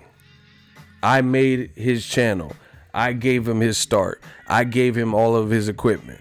There's not one person that can say that. We did this internally, you know, from the mud. And I listen, the great thing about it is I would rather go through the 3 tough years or 3+ tough years of trying to figure out, work with what we can to build up to the point where we can get more equipment, better equipment and stuff like that, and do it all alone than somebody that just bestows something, you know, just gives me some equipment and now I owe them forever. They can hold that over my head. That's how I've always been. Listen, y'all, 2019, y'all need to be about your businesses. If you have one, it's all about financial freedom. Ego's memory banks is bananas. I have a pretty good memory like an elephant. Ugh. It's all about financial freedom. And like I told you, I don't like owing people. I don't like, you know, there's nobody that could say like, oh, Ego, his camera, or he got credentialed because of me. Nobody. There's nobody. You know, and I would rather work longer and harder to keep it that way. You know what I'm saying? And trust me, I'm not saying that I'm not open for partnerships or like sponsorships and brand deals and stuff like that. But we work so hard, it's all on our terms. You get what I'm saying? It's everything. Everything starts from now. It's all on our terms. We do these things if we want.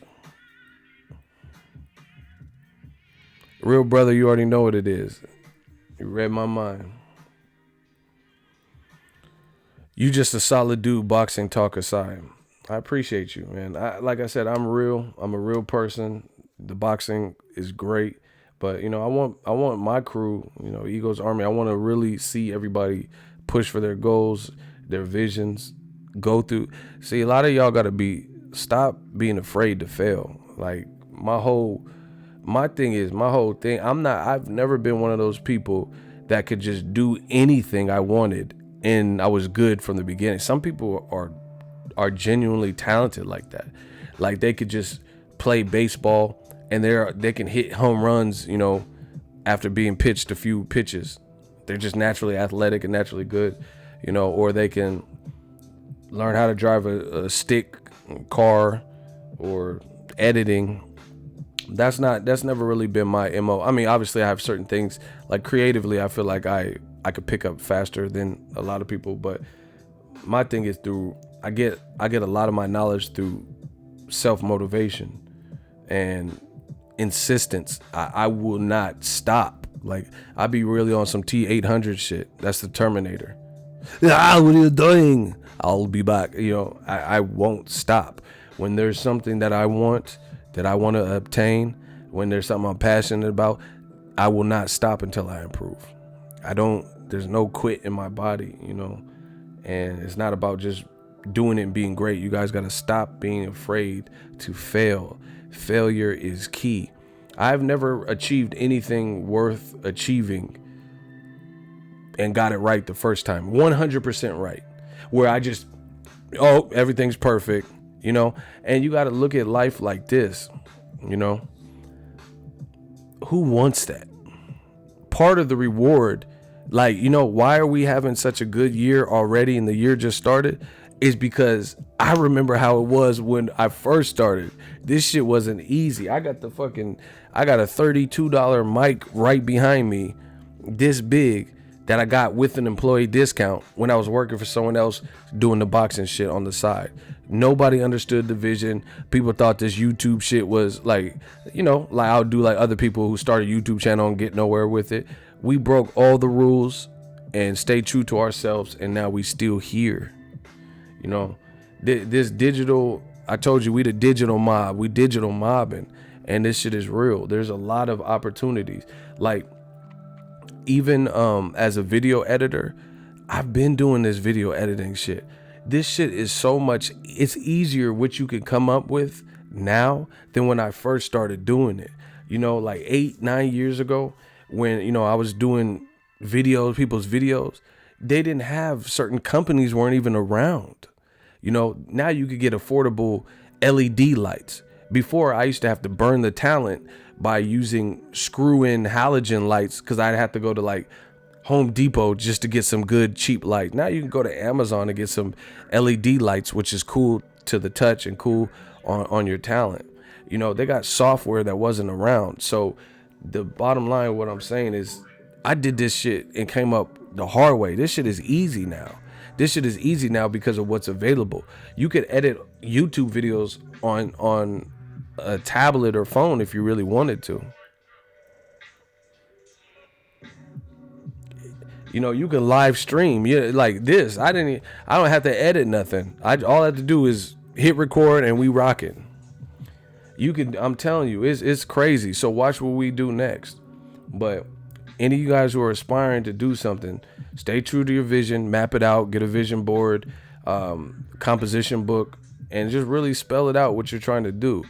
Again, I don't believe in New Year's resolutions, but the shit is available and the shit is here, and you can do it for a reasonable price.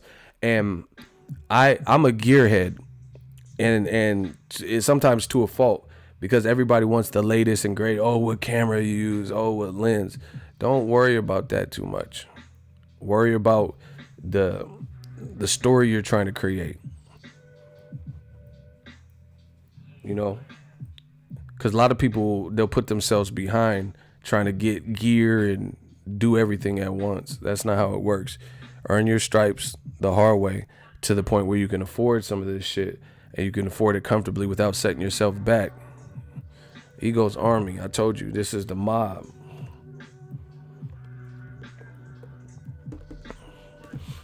Yeah, Jaron Ennis, Teofimo, F.A. Jogba. I'm looking forward to all of them.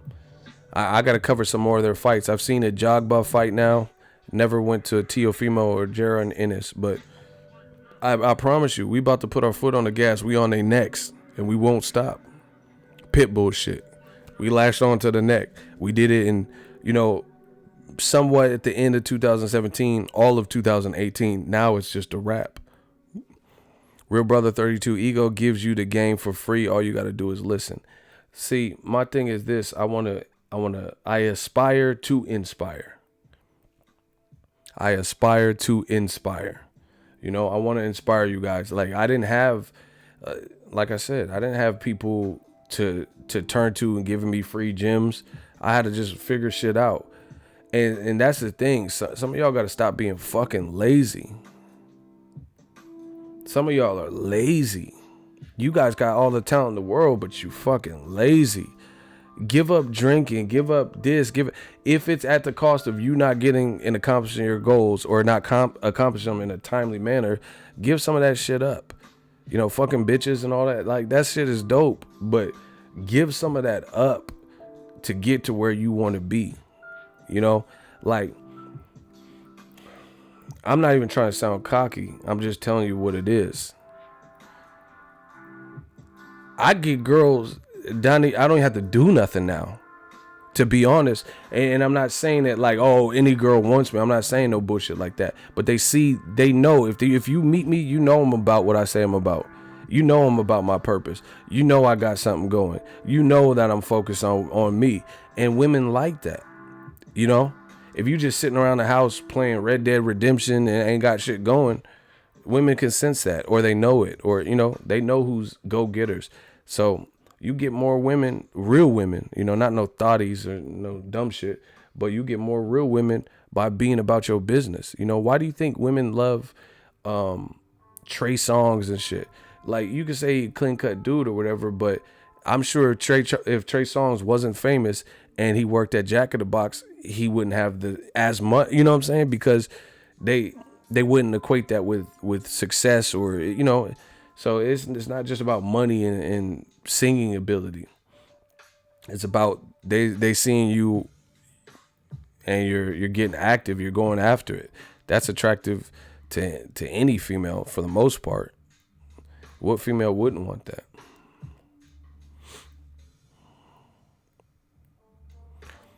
I got killer drive, but sometimes PTSD be stalling me out. Honestly, I'm kind of lazy, man. Well, you got to find a workaround. Try counseling, get some kind of counseling so you could vent. Like, see, this is what I'm trying to tell y'all. Y'all got to start thinking outside of the box. Like, listen. This is my true piece of game for y'all. Last year, what I did, and it worked out great, and I'm a planner and I have OCD with certain things. Even if you're doing something, just listen to me. If you're doing something and it's working perfectly, disrupt it. Switch to something else. For no reason. Like, I was using a mic. There was nothing wrong with my mic. I just switched mics out. For no reason. Same thing with software. I've always used a certain software. I still use it. But then I started learning another software. Just cause. You got to disrupt the flow of things. You get what I'm saying? How can you expect new results doing the same shit? You doing the same shit you've been doing. Like, if you have PTSD and it's not getting better, try something you never tried. See how much it would cost to get a therapist, or if it's covered with whatever. If you were in the military, you have medical or something. Maybe try talking to a therapist. Like, that's something I don't like really telling people my personal problems. But if I tried everything else and nothing else was working, maybe try that. See if it works for you. Or if you don't open up to people, maybe find someone you feel you could trust and then open up to them. Y'all got to do shit different. 2019. It's too many options, too much shit available for y'all to be doing the same thing. You know, if you make beats and you make beats a certain way and it works, disrupt that. You know, do it different. You know, try a different program. You got to do different stuff like that. It makes you more versatile. You sound a lot clearer and louder. It's a good change, ego. See? But if I just stuck to what I was doing, then I wouldn't have found that out. You get what I'm saying? So that's the reality. Just do things different. Like let's say you work out at night. Say fuck it and work out in the daytime. Right when you wake up. Try fasted cardio when you wake up. Switch everything up. That's what we on. We on some different shit. Death Row East. Believe in that. I speak to my therapist once a month as a PTSD vet. There's no harm in talking to someone to speak about it. That's what I'm saying. And that, like, a lot of people try to keep everything bottled. That could be your problem right then, because you never get a release. You know, for me, I never, you know, I wasn't in the military or nothing, but my pops was. But music, when I was doing rap, that was a release. I could put all my thoughts and what I'm going, if I'm going through a breakup and I got on a certain beat, I could talk about it, you know, indirectly or whatever. So you got to find that release where you can, whatever. Some people, their release is working out, being creative. Like, I promise you, after some of my nastiest breakups, the thing that kept me from losing my fucking mind, you know, because, you know, I don't try to act too tough, but breakups with someone you care about could be hard. I'll go crazy, so I got to put my energy into something. So I'll get in real good shape, or, you know, learn my craft even more, hone my editing skills. You know, get a fucking diary, do whatever y'all got to do. Listen. We on that masterpiece shit this year. No limit. No limit to what we could do, what we can accomplish.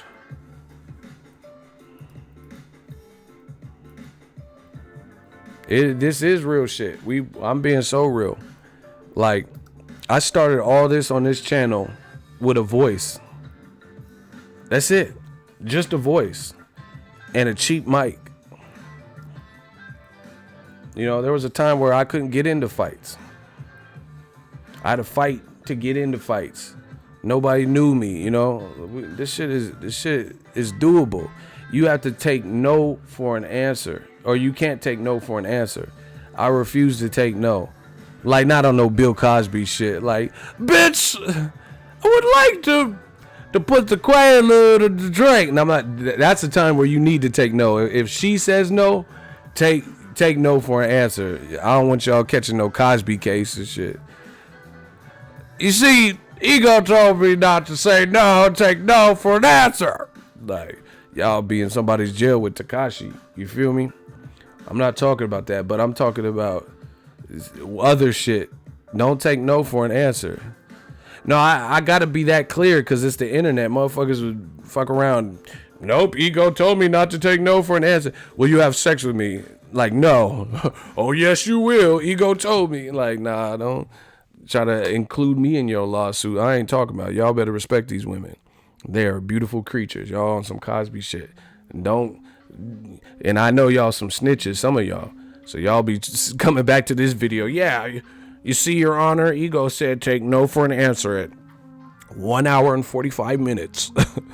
Nah, bro. I didn't say all that. I didn't say you got to take anything that don't belong to you. But success, that belongs to you. If you want it, you can't touch somebody, you know. Y'all Cosby motherfuckers and shit. What do you mean I can't do it with the jello or the pudding and put the pudding popper in the pudding and the pussy? Like, nah, bro. Not that type of. Y'all gonna have rape cases. See, this is what I love to see. Real brother, he connected with my dude Daryl, 2 channel members. And they exchanging some information about something has nothing to do with boxing, but it has everything to do with health. Health is wealth, mental health, all that. I love to see that. Good job. Shout out to the channel members. I told you. Cooking new healthy recipes is fun too. That's what I'm saying, man. We doing different shit. I promise you, we doing different shit. Listen, I came in this game and I wanted to leave my mark, and I promise you that has never changed. I'm a creative. I'm always gonna be creative. We doing shit. Watch out. You see it. Look how many people copy me. Look how many people copy but whatever. You could copy, but you can't copy my brain. My brain is, I'm already on new endeavors, you copying shit I've already released, shit I've already done. All right, big time, you gonna be, he said he gonna Ben Roethlisberger these chicks. He said he gonna steal her. Oh my gosh, bars. He said he gonna Ben Roethlisberger this chick. He's gonna steal her. Steal her. Oh my, bars. Let's get it. Always keep your mind active. Yeah, some of y'all dumb motherfuckers need to read too. Read. It's okay. I know they got an app for everything and audiobooks, but it's okay to read. Listen, I haven't even put out that many videos in the last couple of days because I've been on my grind. I've been learning. I've been teaching myself new shit. I'm not afraid to learn. Some of you dumb motherfuckers be talking about Floyd Mayweather can't read, and y'all don't read. Y'all can't learn. Y'all got learning disabilities and shit. That's why I haven't even put out, because I promise you, I'm coming with it. This is not a game to me. This is my livelihood. This is, it's how I feed my family. I don't even got kids, but I help my parents out. You know what I'm saying? But I just been learning stuff, self-taught, and it makes it oh so rewarding when you could do something. And when you learn something, I genuinely, damn, I'm talking about y'all. I can't even say it. I genuinely love to learn. Because there's no more rewarding feeling when, like, let's say something with my camera and I don't know how to do it or execute, and then I figure it out. That's a great feeling. That's a great feeling when you didn't know something and then you find out how to finally do it. I love that aha moment, like editing. How do I do this? And then you're like, oh, and a lot of times this shit is easy. It's like, it's not as complex as you think. Let's get it, man.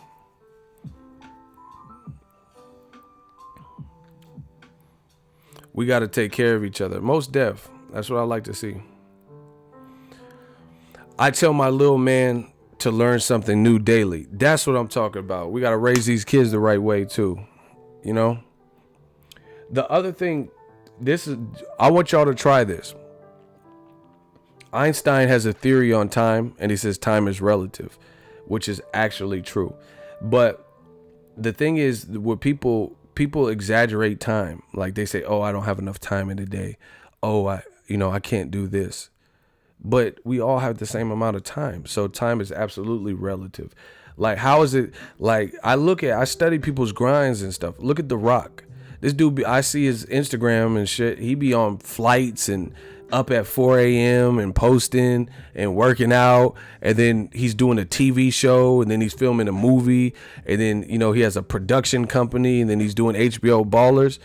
How the fuck is he doing it? Yes, he might have somewhat of a team to help him, but the way he acquired those things is through hard work. You get what I'm saying? And at the end of the day, he's the face and he's the brand. So if he has to work out, do an Under Armour shoot, film Ballers, film a movie, film this new American Gladiator looking show he got, Titans or whatever, he's the brand. So he has to be present for that. His team can't fit all that in because they need his face, his likeness, his body, him physically. Your team can't do that for you. So you got to look at it. How has he got enough time to do all this shit and fly and all that?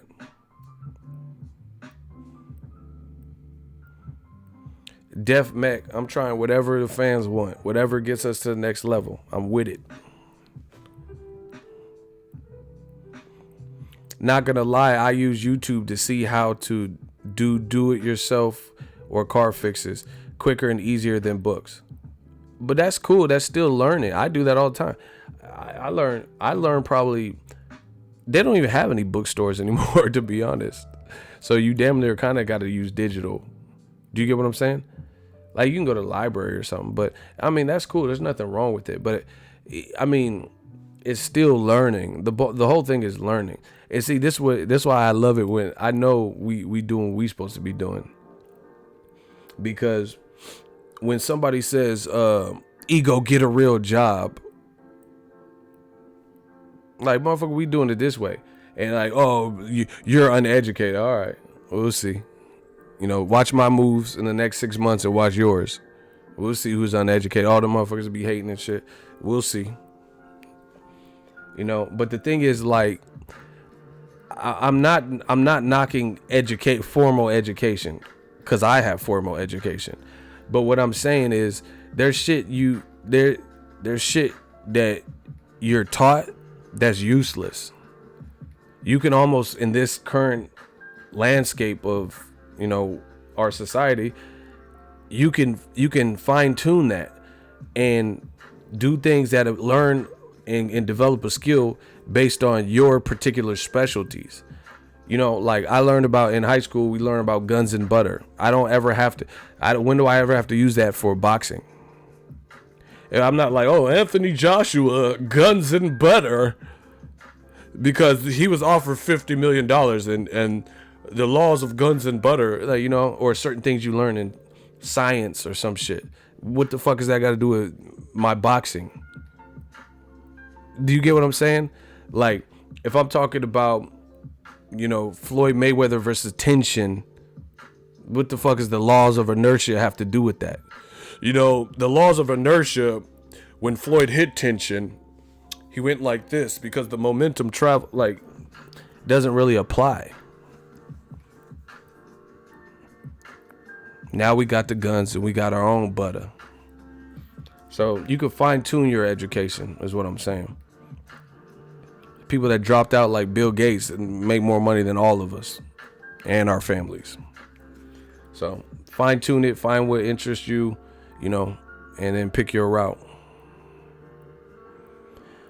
In 2019, I'm getting back to drawing. That's what I'm saying, bro. There's so many ways that you could sell your art. You could go to, like, that shit wasn't available to artists back in the day, like 94 or some shit. You couldn't just be no dope artist. You had to go to an art show or a contest or something you could sell art like online, digitally. You guys just got to look into all that shit. And drawing, that's a release, you know, like, oh, this came out dope, you know. I can't go back to a regular job on someone else's terms. I'm too creative. Like, and I know this might sound pompous to some. I don't really give a fuck. But I'm too creative to be working for somebody else, you know, on their terms and clocking in. You ever work for someone, a manager or something, and you felt you were smarter than them? That's not a good feeling, bro. Knowing you know more than your manager. Even with that particular job, there's been jobs where I had, and my manager didn't know shit. The reason we had good walks from district managers and stuff was because I held it down in my departments. They didn't really know, but they reaped the benefits, man. Fuck that. That's why I love anything that allows me to be creative, where if I could control my own destiny, God willing. Because now I know what I'm capable of. I know what I'm going to do. Sometimes your directives and your mission statement don't align with another company's. You might have a better way of doing something, but it might not be the way the company wants to run it. You get what I'm saying? I could control this. I could do a live till January 2nd if I want. I could just stay on if I want. I can end it right now. I could do whatever I want. You know, I could wake up and do this. I could wake up and watch Netflix and get inspired or something. You know, it's just, if you leave it to me, I would always choose anything that allows me to be creative. Because at the end of the day, there's no other reward like it for me. I get rewarded. I know I'm a part of history now. Like, I don't know, man. It's hard to explain. Like, I just got this YouTube silver play button, and I'm not like a really material or materialistic person, but that's an accomplishment for me. That's an accomplishment for me just because I'm like, wow, I worked for companies for years. I ain't never got no, major award that made me feel like, damn, okay, this is what it is. That shit came late. Listen, YouTube kind of lacking. You get that a little bit over 100,000. We about to hit 200,000 in the not too distant future. So YouTube's kind of late. I'm already on the next milestone. But it's a reminder because I know what it took to start this channel. I know what it took to keep this channel afloat. And that is more rewarding than any company I've ever worked for, because I know I did this from the mud with you and the great fans. There's no better. There's people that have been in this industry, and I'm just being real. I'm not trying to shit on nobody. There's people in this industry that have been covering boxing since, Tito Trinidad and shit was fighting. And before, when Diego Corrales, who's not even alive anymore, was fighting. They covered classic fights like that. I didn't. I came in again. Imagine if I had been doing this since then. Imagine. We already making good ground now. Imagine if I'd been doing this since, the early 2000s, mid 2000s or some shit. When Castillo and Corrales were fighting. I'm telling you. If you want to live life like a king, you got to make moves that of a king. We making king moves. That's all I know. That's all I know how to do is work and hustle. But there's people, like I said, they working regular jobs right now, but they covered boxing since, that's them. This is us. And I'm fortunate.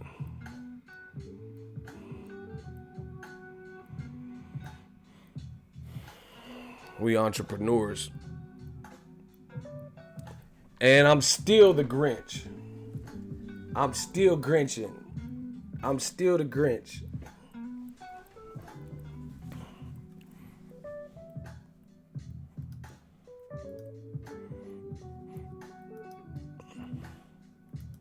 And my shooter's putting in work.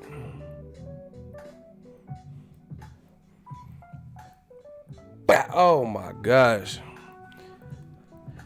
Listen, listen, you seen, I ain't done nothing but aspire to inspire.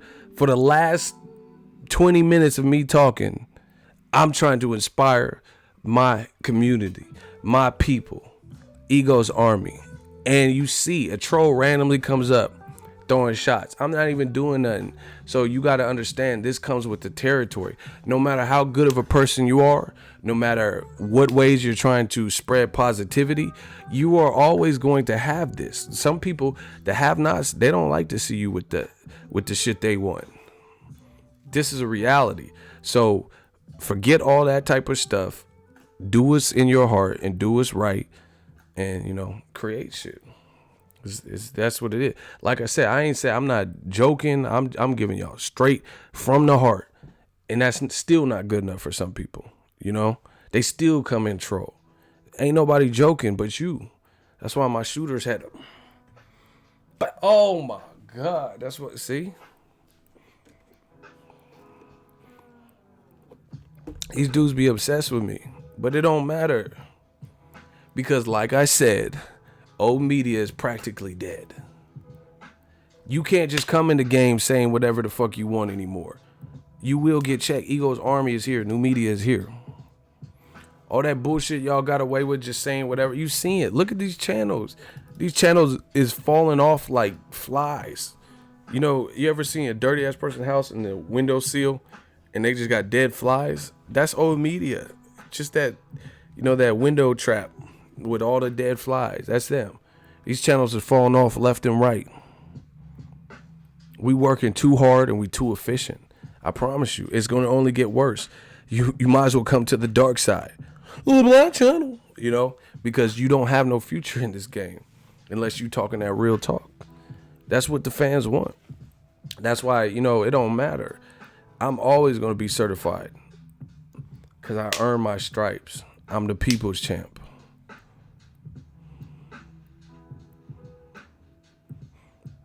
See, that's too much. Someone said I had a troll. My dude for life, one D said I had a troll me for over a year. That's what I'm saying. You can't possibly be productive in life if you got that much time. We're not worried about that. We steamrolling all that bullshit. Larry Merchant was horrible. You know, everyone always talks about, not everyone, but old media, they always talk about Larry Merchant like, oh, I miss Larry Merchant. I don't. That's straight up. I don't really miss him at all. Like, I've never watched like Wilder Fury and been like, man, I wish Larry Merchant was on the telecast. He was rude, definitely seemed racist. You know, that's why when Floyd went off on him, I laughed. That shit was funny to me.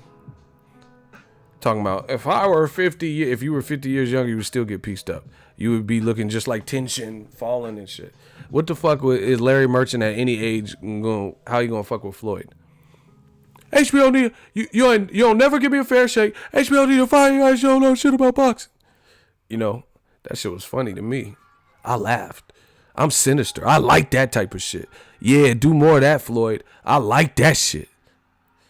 I like evil shit. That shit was funny. I speak the truth. That shit was funny. Cause he always be hating. Lennox Lewis beats Vitaly hating. Watch the post fight. He's snatching the mic back. Lennox Lewis can't even say his piece. Listen, Vitaly's eye looked like shit. It got stopped. Deal with it. An Eastern European white fighter got stopped by a black fighter. It's the reality of it. Deal with it. It was a good fight. Vitaly showed some skill. It was a last-minute fight that was put together, and, you know, Klitschko lost. But Larry Merchant was straight up hating. You said before the fight that he wasn't that good. What do you have to say for yourself now? Like, hating. Hella disrespectful. Like, you know, why you have to come... Larry Merchant always, his especially later in his career, it sounded like he just woke up. You know what I'm saying? Like, he's always like cloudy. Like, you know what I'm saying? He's like he just woke up from a nap or some shit. Old media's falling off like Pookie. You went from prom queen and prom fiend. Okay. Scotty, they're gonna kill me. Lamont Brewster beat Vladimir and Merchant was butthurt. Roy Jones knocked out people, and Larry Merchant was still mad at Roy Jones. They didn't even appreciate. Listen, I tell y'all think I'm just saying black and black channel. It's a reality. This is what's happened in boxing.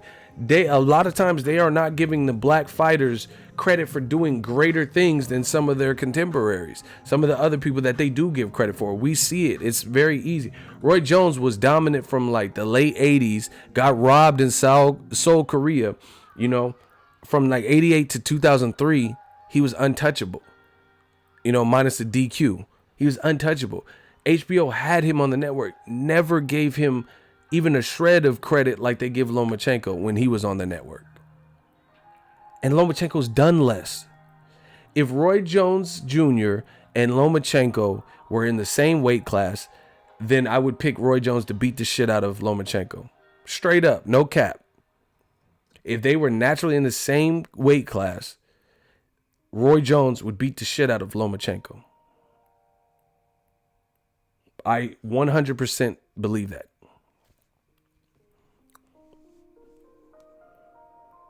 No cap. Everybody just put no cap. We run the game right now. Everybody just type no cap. That's what I'm saying. It's like it's never good enough. Roy Jones put on a show, was knocking fools out. You're still mad. You know, Lennox Lewis had killer instinct too. You still hate it. Floyd Mayweather, late in his career fighting bigger guys, might not always get the knockout. You hate on that. What do you want? You know, Lomachenko, when he does something, it's the prettiest and best boxing and masterclass boxing, all this bullshit, right? Dimitri Bivol has an, okay showing versus Jean Pascal. And they're like, oh, but Bivol, and he's not doing shit, really. Jean Pascal got destroyed by Kovalev twice. No cap. And Bivol went the distance with him. But they build up certain fighters like that. And then Floyd Mayweather, how is what Floyd's doing not dazzling to you? And then Bevo goes the distance with Jean Pascal, who a lot of people thought was faded and lost to guys like Unisquif Gonzalez. Really, he should have lost. Got destroyed by Kovalev twice. And that is dazzling to you. Chocolatito is phenomenal, but you never gave Roy Jones really his proper. And he would work with the network too, and still did, up until the end as a commentator. Like, I never understood that. Roy Jones would be fighting on the network, and they talking shit in his fights. Same thing with Andre Ward. Andre Ward was a frequent collaborator and commentator with HBO, and he'll fight Kovalev, and this is your coworker, and they act like they want Kovalev to win. And I don't think you have to be biased or just rock with someone, but Andre Ward did well for himself in both Kovalev fights, and they seemed like they were angry. Just HBO boxing. This is why they left in 2018. Period. We don't believe you. You need more people. Go focus on Game of Thrones and all that shit, because that's what you good at. You stop being good at boxing. Yeah, HBO innovated. They got classic fights and classic moments, but they stopped. They stopped all that. And they opened the floodgates for Death Row East. I told you, Death Row East. This shit ain't gonna be nothing pretty. All that bullshit that they be talking about, is shit's over, Dozer. They mad, listen.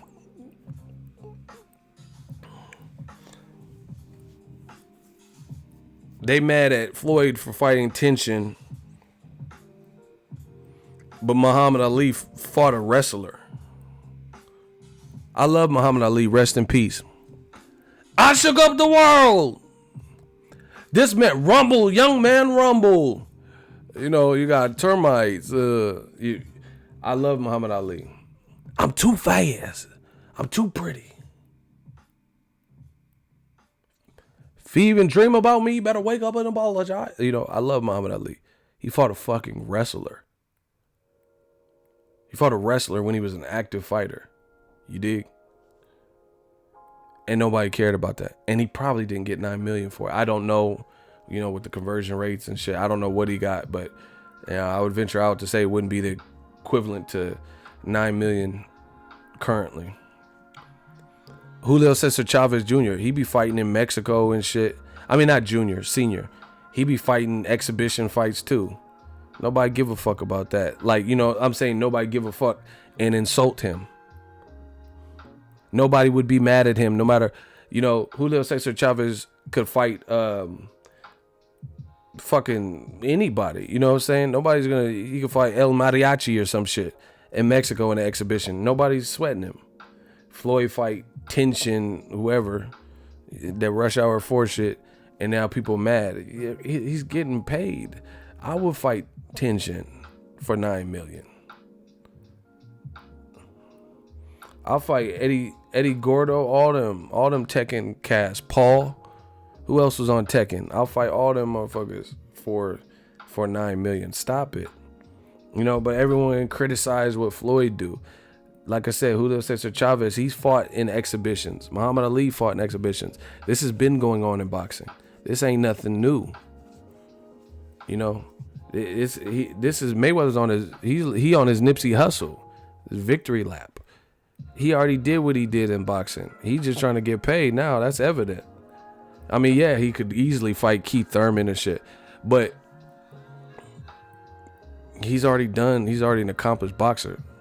Let that man live. Let him earn his scratch. It's always Floyd always had a different set of rules that he gotta abide by.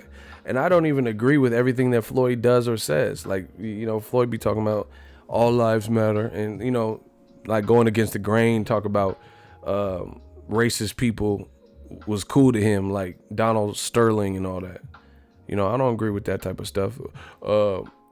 Every time I went to the Clippers game, he was nice to me. Yeah, but this tape just came out where he wasn't being nice to black people, and you're black. You should feel the type of way. Because if anything, see, I don't like fake shit. So I don't want someone to smile in my face, but then they got a problem with minorities. You get what I'm saying? Like, if you're Mexican and then you're friends with someone and they're always nice to you, but then behind your back, you're like, yeah, fucking build the wall. Get them out of here. You'd be like, that's kind of fake. I thought we was cool. You want to see me gone. You want to see my family gone. You know what I'm saying? So I don't even agree with everything Floyd does, but, you know, he's getting money. You know, some of the people like Teddy Atlas and Max Kellerman, they kind of fell off. Like, I came up really respecting their opinion, but then they became, like, to me, company men. Like, where it seems like someone put a battery in your back and it's like almost forcing you to talk like this. Teddy Atlas told Dre, Ward, and Crawford to their face that Lomachenko is better than him. Look at it like this. And see, this is the thing that's so disrespectful about it. Let's say Lomachenko is better than Crawford. All right. Crawford moved up in weight and has had an easy time really with both of his fights. Jose Benavidez, you know, after the first couple of rounds, he really had his way and pulled away, and then he got the stoppage. Jeff Horn was a champion who's bigger than Crawford and was calling Crawford a princess and all that. Crawford stopped him as well, right? And Lomachenko, his fights in the new weight division have both been very, you know, it hasn't produced the type of customary Lomachenko performances. So how is he pound for pound?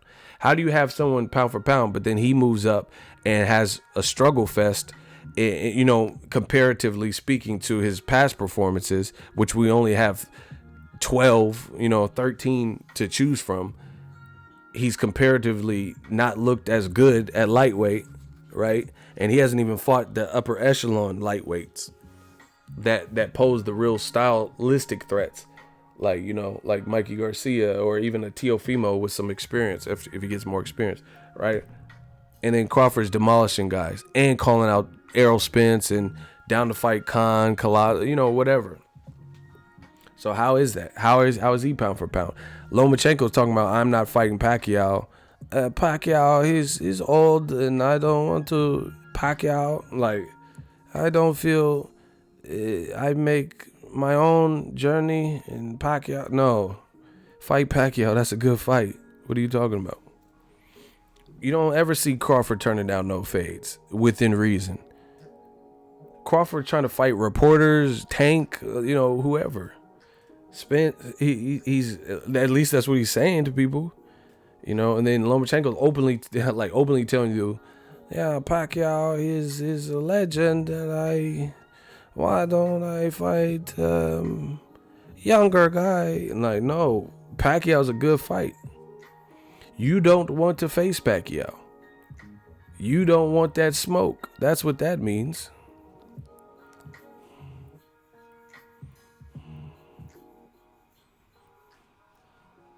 You know,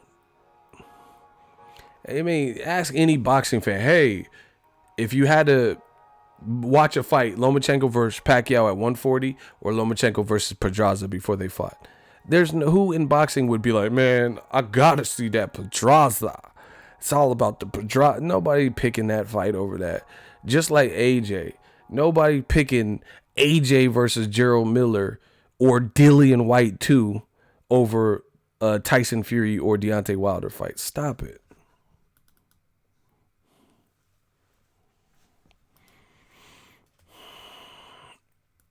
See, they be so mad. Ricardo Gaspard. Look at the names, faces, profile pics of people doing the most hating. Fuck Floyd. He needs to stop fighting MMA guys. But when Triple G, before he fought Daniel Jacobs, was fighting run-of-the-mill guys that, you know, we knew couldn't beat him, that was all good. See, the boxing has a lot of shit like this. They don't critique that. You know, realistically, I'm just going to, you know, I don't care because we always about being trendsetters. To be honest, Canelo fighting Rocky Fielding, what the fuck is the difference? What is it? Yes, he was a full-time boxer, but was there any fucking difference in terms of quality of opposition? Let's just be real with ourselves. Yes, one motherfucker was a kickboxer, fight like a man, right? Yeah, so one guy had a kickboxer with some boxing, in his style or whatever, who had was no match for Floyd. And the other guy's a full-time boxer, and he was just tall, but he gave up all of his height, who had no shot to beat Canelo, which we all knew. So what the fuck is the difference? So once again, you motherfuckers be hating, and that's just the reality of it. Canelo was in there with a dead man that he got $15 million for. Congrats. But we all knew the outcome. So I really don't, aside from the fact that it was just a boxer, I really don't see any fucking difference, to be honest. And I like Canelo, but that's the reality of it. Canelo was in there with Aaron Rodgers, and he got pieced the fuck up like me and everybody else who watches boxing and has followed Canelo's career knew would happen. And then on top of that, they charged it. I didn't even pay for the Mayweather Tenshin shit, but they charging. And they 20,000 tickets allegedly sold or whatever. So people had to pay. I'm sure they had, for the closer seats, they had to pay good money to watch that bullshit with one guy, clearly out of his league.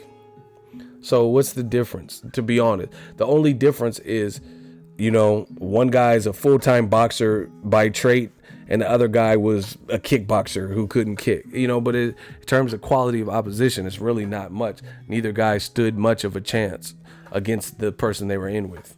Boom. Tell me I'm lying.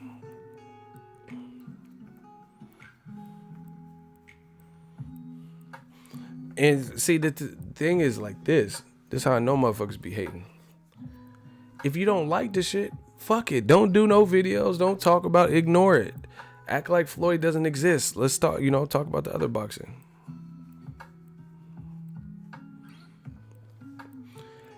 Shout out to Ricardo. He said, you're totally correct about Canelo's last fight. You never heard me defend that Canelo bullshit. That's cool, and that's a very solid comment for you to say. But what I'm saying is there's a lot of other people unlike you who's willing to at least keep it real. See, me, I don't care as much if you keep it real and consistent. If you criticize Canelo for that or didn't like that fight and openly talked about that, and then you don't like Floyd's fight, I could respect that because at least that's consistent. But there's a lot of people, unfortunately, that aren't like you, Ricardo, that they'll criticize Floyd. Oh, it's tension. This is bullshit fixed. But then Canelo fights, a Green Bay Packer, and then it's all good, and they don't care. My thing is this: I didn't even look. Floyd is at this point, if he's fighting people like that, he's an entertainer. He's getting the bag and doing entertainment. This is his victory lap. If you don't want to watch it, you don't even pay attention to it. Then I don't care. I don't get money off of his events or anything, so it don't matter to me. But there, like I said, a lot of people hold Floyd to a standard. Let him get his bag. He's already done. He's already an accomplished boxer with the like. My thing is this: there's boxers out here with a lot to prove, and they ain't trying to prove it, and they not getting half of the flack that Floyd, an accomplished boxer who beat more champions, current champions, former world champions than any of these guys, and people are scrutinizing his every move. Like Triple G. Triple G has not, in my opinion, he has not really even paid his dues with the level of competition that Floyd has fought. Floyd has fought bigger guys. He's fought stronger guys. Has Triple G fought bigger and stronger guys? Bigger and stronger? Name one bigger and stronger person he's fought. Out of 30-something fights, name one guy that Triple G fought that was bigger than him and stronger than him. Oh, wait. This is sad, people. I could name a couple people that Floyd fought that were bigger and stronger than him. Or supposed to be. Name one guy that Triple G fought that was bigger in stature and more notably a puncher than him.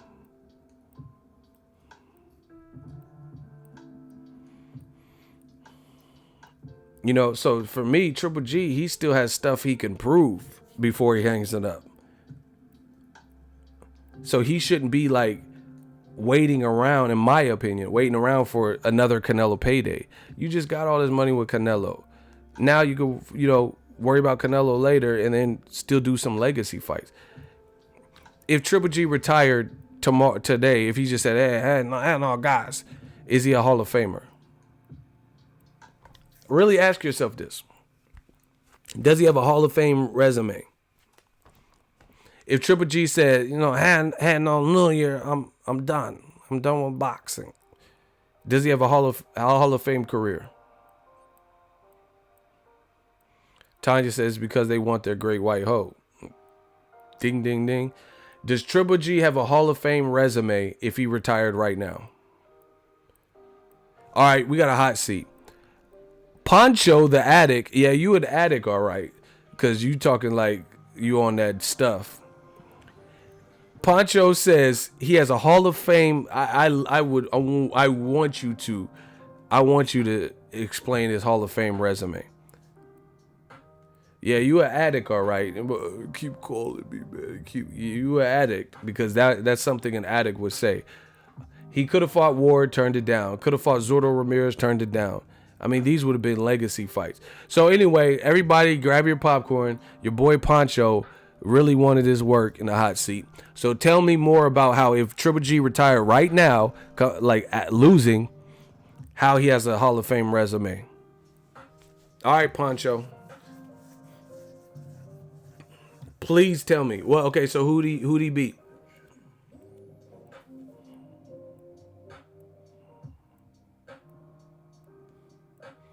Once again, look how long it takes him. Shout out to Dallas, Texas, because he dominated his weight division, same as Hagler. Try again. He dominated a weak weight division, and then when he started stepping up, the performances weren't dominant. Second of all, I don't know why or who you've been listening to, but to even compare him to Marvin Hagler, who fought the best of his era, is horrendous. Marvin Hagler arguably beat Sugar Ray Leonard. He knocked out John Mugabe, the Beast. He knocked out Tommy the Hitman Hearns in an all-time classic. He beat Roberto Duran. He beat the Fabulous Four. Right? So now since you think you know what you're talking about, let me know who Golovkin has fought and knocked out that is Tommy Hearns level of boxer. Because Marvin Hagler knocked out Hearns in the third round, right? And he knocked out John Mugabe. So who is Triple G knocked out that is comparable to them? See, this is what always happens. I feel like, don't be a menace. I feel sorry for your mother. I always feel sorry for you guys because you tried to pull this bullshit with people who actually know boxing.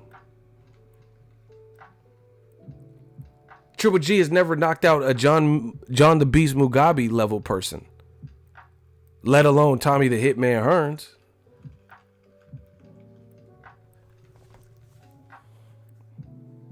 Roberto Duran. Name somebody that Triple G has beat cleanly like a Roberto Duran or Tommy Hearns. No controversy, but they're up in the history books like them, and he beat them that clean.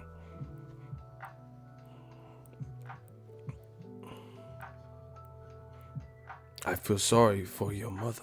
That's what I'm saying. See, that's what I'm saying. Whoever y'all be listening to, they be feeding you bad information, and that shit only lasts against people who don't know what the fuck they're talking about.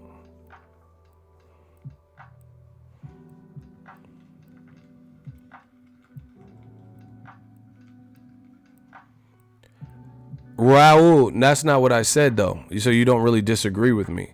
I didn't give my personal opinion. I said he arguably beat Sugar Ray Leonard. Arguably. That's the fact. Some people thought he should have won. I didn't say that was my opinion.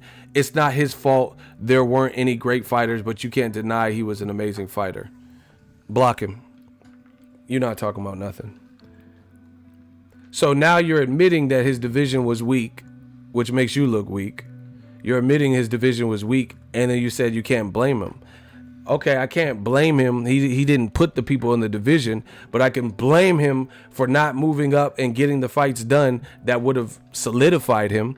If you're in a weak division, Triple G is not the only person that has been in a weak division.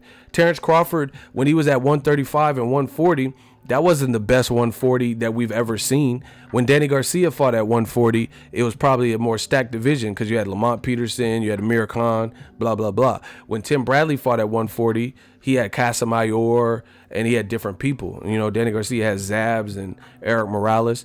But guess what? Terrence Crawford, instead of staying at that week 135, he did what he had to do, beat Ricky Byrne, became undisputed at 40, and then he moved up. Triple G could have done the same thing. Clap this man.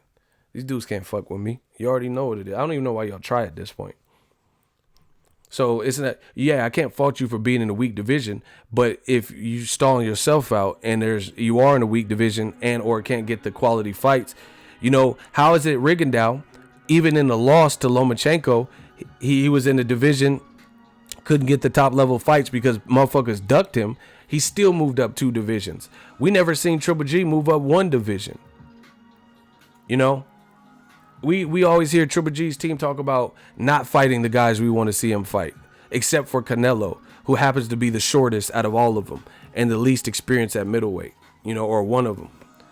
Never talks about a Jacobs rematch, you know, like it's a contract going to be sent to him. Never talks about Boo Boo Andrade. Always has an excuse why the Charlo fight, he don't deserve it. But then they're open to fight Ryota Murata in fucking Tokyo. And y'all want to be mad at Floyd for getting his shillings in Japan. But Triple G wanted to go to Japan to fight Ryota Murata, who lost to Hassan Indam.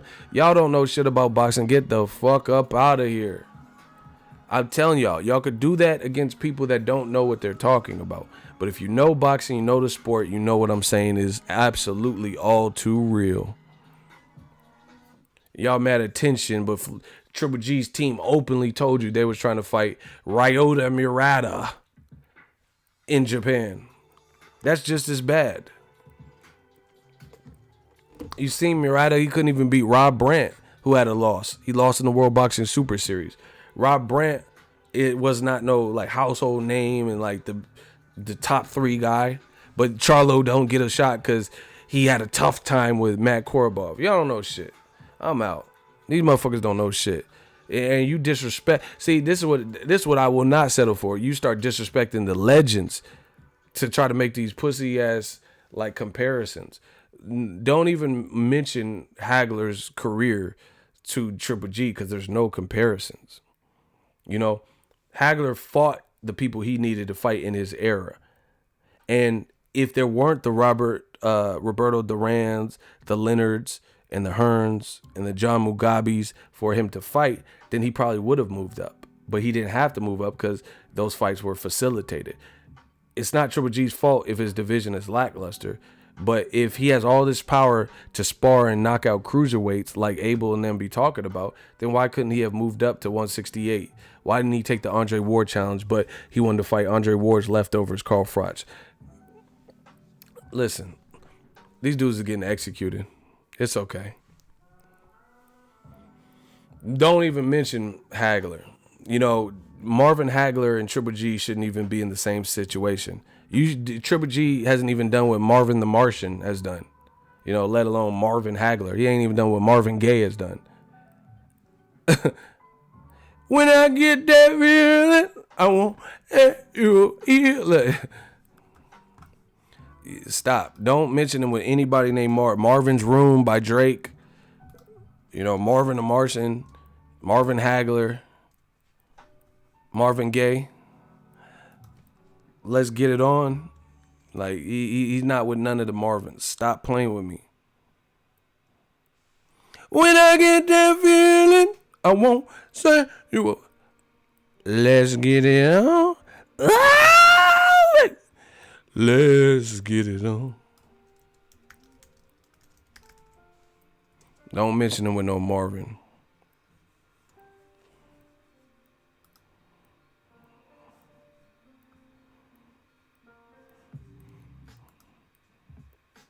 Yeah, had no guys. When I get that feeling, I won't say you. He ain't even done what Marvin Gaye has done, let alone Marvin Hagler. Fuck you mean? Oh my gosh, man. Listen, I didn't even want to do y'all like this. You know, I was trying to be cool, like 2018, new year, new me, but I got to be the old me. And I gotta put you back. I gotta put you back where you belong, in the graveyard. Y'all not fucking with it. Triple G, don't put him in the same category as Marvin Hagler. He ain't done no Hagler shit. Marvin haggled. He went to a flea market and haggled. A motherfucker named Marvin. But he ain't done what Marvin Hagler's done. Stop. Then he pretty much admitted to defeat without admitting, but it's not Triple G's fault. Nobody said it was his fault. His division was weak. But guess what? His division's not even that weak anymore. You got some names, faces, and players, and you don't look like you're trying to fight them. Truth be told. So you wait for your division. When your division was weak and there's only like Cotto and, a couple guys you could have fought, and they didn't look like they wanted to fight you, to his credit, at the time. But then now your division's popping. You talking about moving to 68. You still trying to get Canelo. Probably going to go to DAZN. What's taking so long? Go to DAZN. That's what it looks like he wants to do. See, again, you could try that with your friends that don't know shit about boxing, but the moment you do that against motherfuckers that know boxing, it's a different game.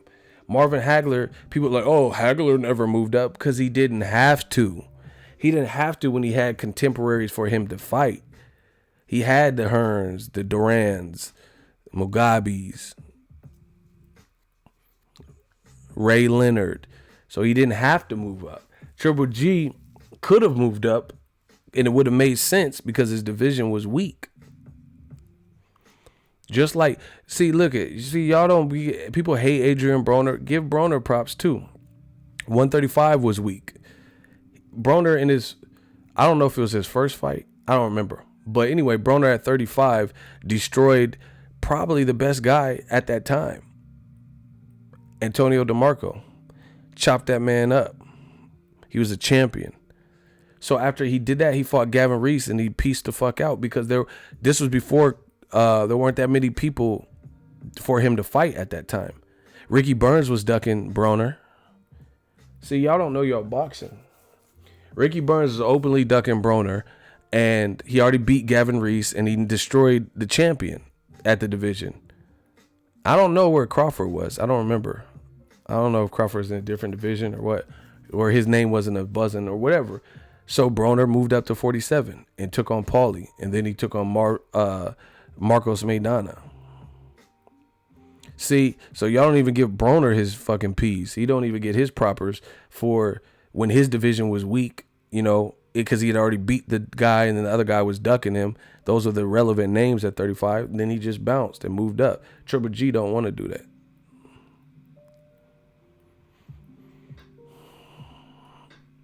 So this is nothing new.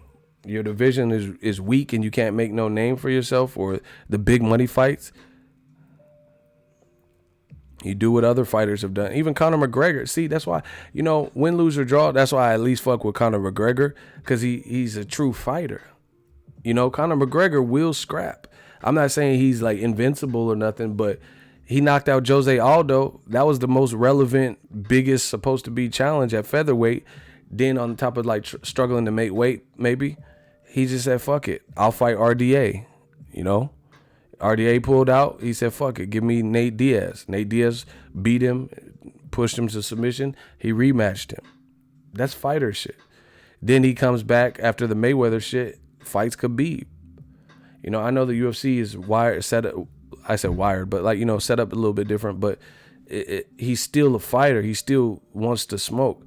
And then, like I said, he could have just milked featherweight and tried to fight more people there and just make the weight where he would have had like superior strength advantages over most guys, better stand up, but he still challenged himself. Triple G, to me, when has Triple G ever been in a fight where he was the underdog? Because I don't even think he was the underdog versus Canelo. I could be wrong. I don't know the exact stats for everything. But when has he fought a bigger, stronger guy?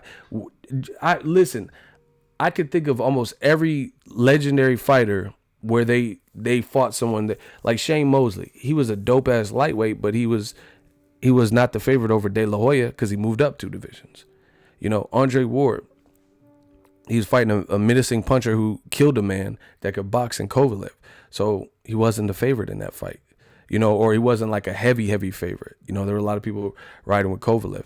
Mayweather, same thing. Diego Corrales, they said that was too much for Floyd. Name someone like that Triple G has fought where the perception was that he wasn't going to smoke the guy. Y'all can't even do that. Name somebody that Triple G fought where the perception was not heavy in his favor. Because even the Jacobs fight, I did videos about that fight. I had a YouTube channel. I was popping still. And y'all said Jacobs was going to get destroyed. And it's funny, these racist motherfuckers, when the Charlos are in tough fights, even though Jamal's in a last minute tough fight, like 13 days notice, 10 days notice and shit, he's in a tougher fight with Matt Korobov, then y'all amplify it and make it into this big deal, even though Charlo won the fight, right? And had that man on death row in the 12th round. Meanwhile, Triple G was in there with the guy that y'all said he was going to destroy, had a paper chin because of the Dimitri Perot knockout. And then Triple G's in a much tougher fight than y'all motherfuckers led on. That's why Daniel Jacobs personally stopped the interview and gave me credit, because I was like one of the only people. The video's on my page too. I was one of the only people calling that fight fair and saying, Jacobs, y'all sleeping on him. He got a chance. He definitely got a chance. Jacobs stopped his interview. He said, I got to tip my hat to you because, you gave me a shot and blah, blah, blah. He said that at the media day, right? But I was one of the only few, just like I was pulling and told y'all Maidana has a shot with Floyd to make it a rough fight, which turned out to be true. And you can't even say Jacobs because, like I said, y'all thought Jacobs was going to get destroyed. I was like one of the only people on this platform that was saying Jacobs had a shot. Y'all was talking about paper chins and, he's getting knocked the fuck out and Sergio Mora knocked him down. Listen, I got to get paid for this. I'm giving y'all too much. Y'all was talking about some bullshit. Sergio Mora knocked him down and all that. That had nothing to do with Triple G. Sergio Mora and Triple G knocked down Jacobs the same amount of times. Put that in your pipe and smoke it. But Triple G is supposed to be this monster and Goliath. Sergio Mora is not even considered like the biggest puncher at 160. And they still got the same amount of knockdowns. But people know that Jacobs really won that fight, but they used the knockdown. Oh, no, it's because of the knockdown. The knockdown was the difference maker. Nah, Triple G really lost that fight. Jacobs was turned up for the fight, flexing on Triple G after landing combinations and shit. Nah, bro. But once again, Jacobs, he don't get propers, even though y'all said Triple G was going to run through Jacobs and had a paper chin and was getting knocked out by Parag and knocked down by Mora.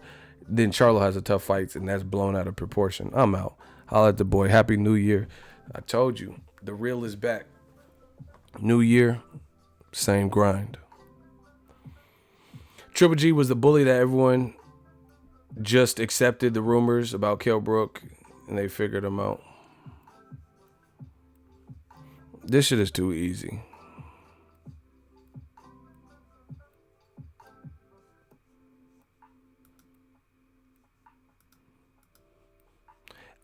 Actually, what the fuck did Hagler get tested after Hearn's fight? How the fuck can anyone take that shit? I don't even know what you're talking about.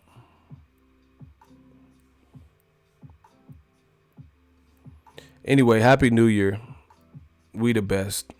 End of story. Peace out, y'all. New media. Digital mob.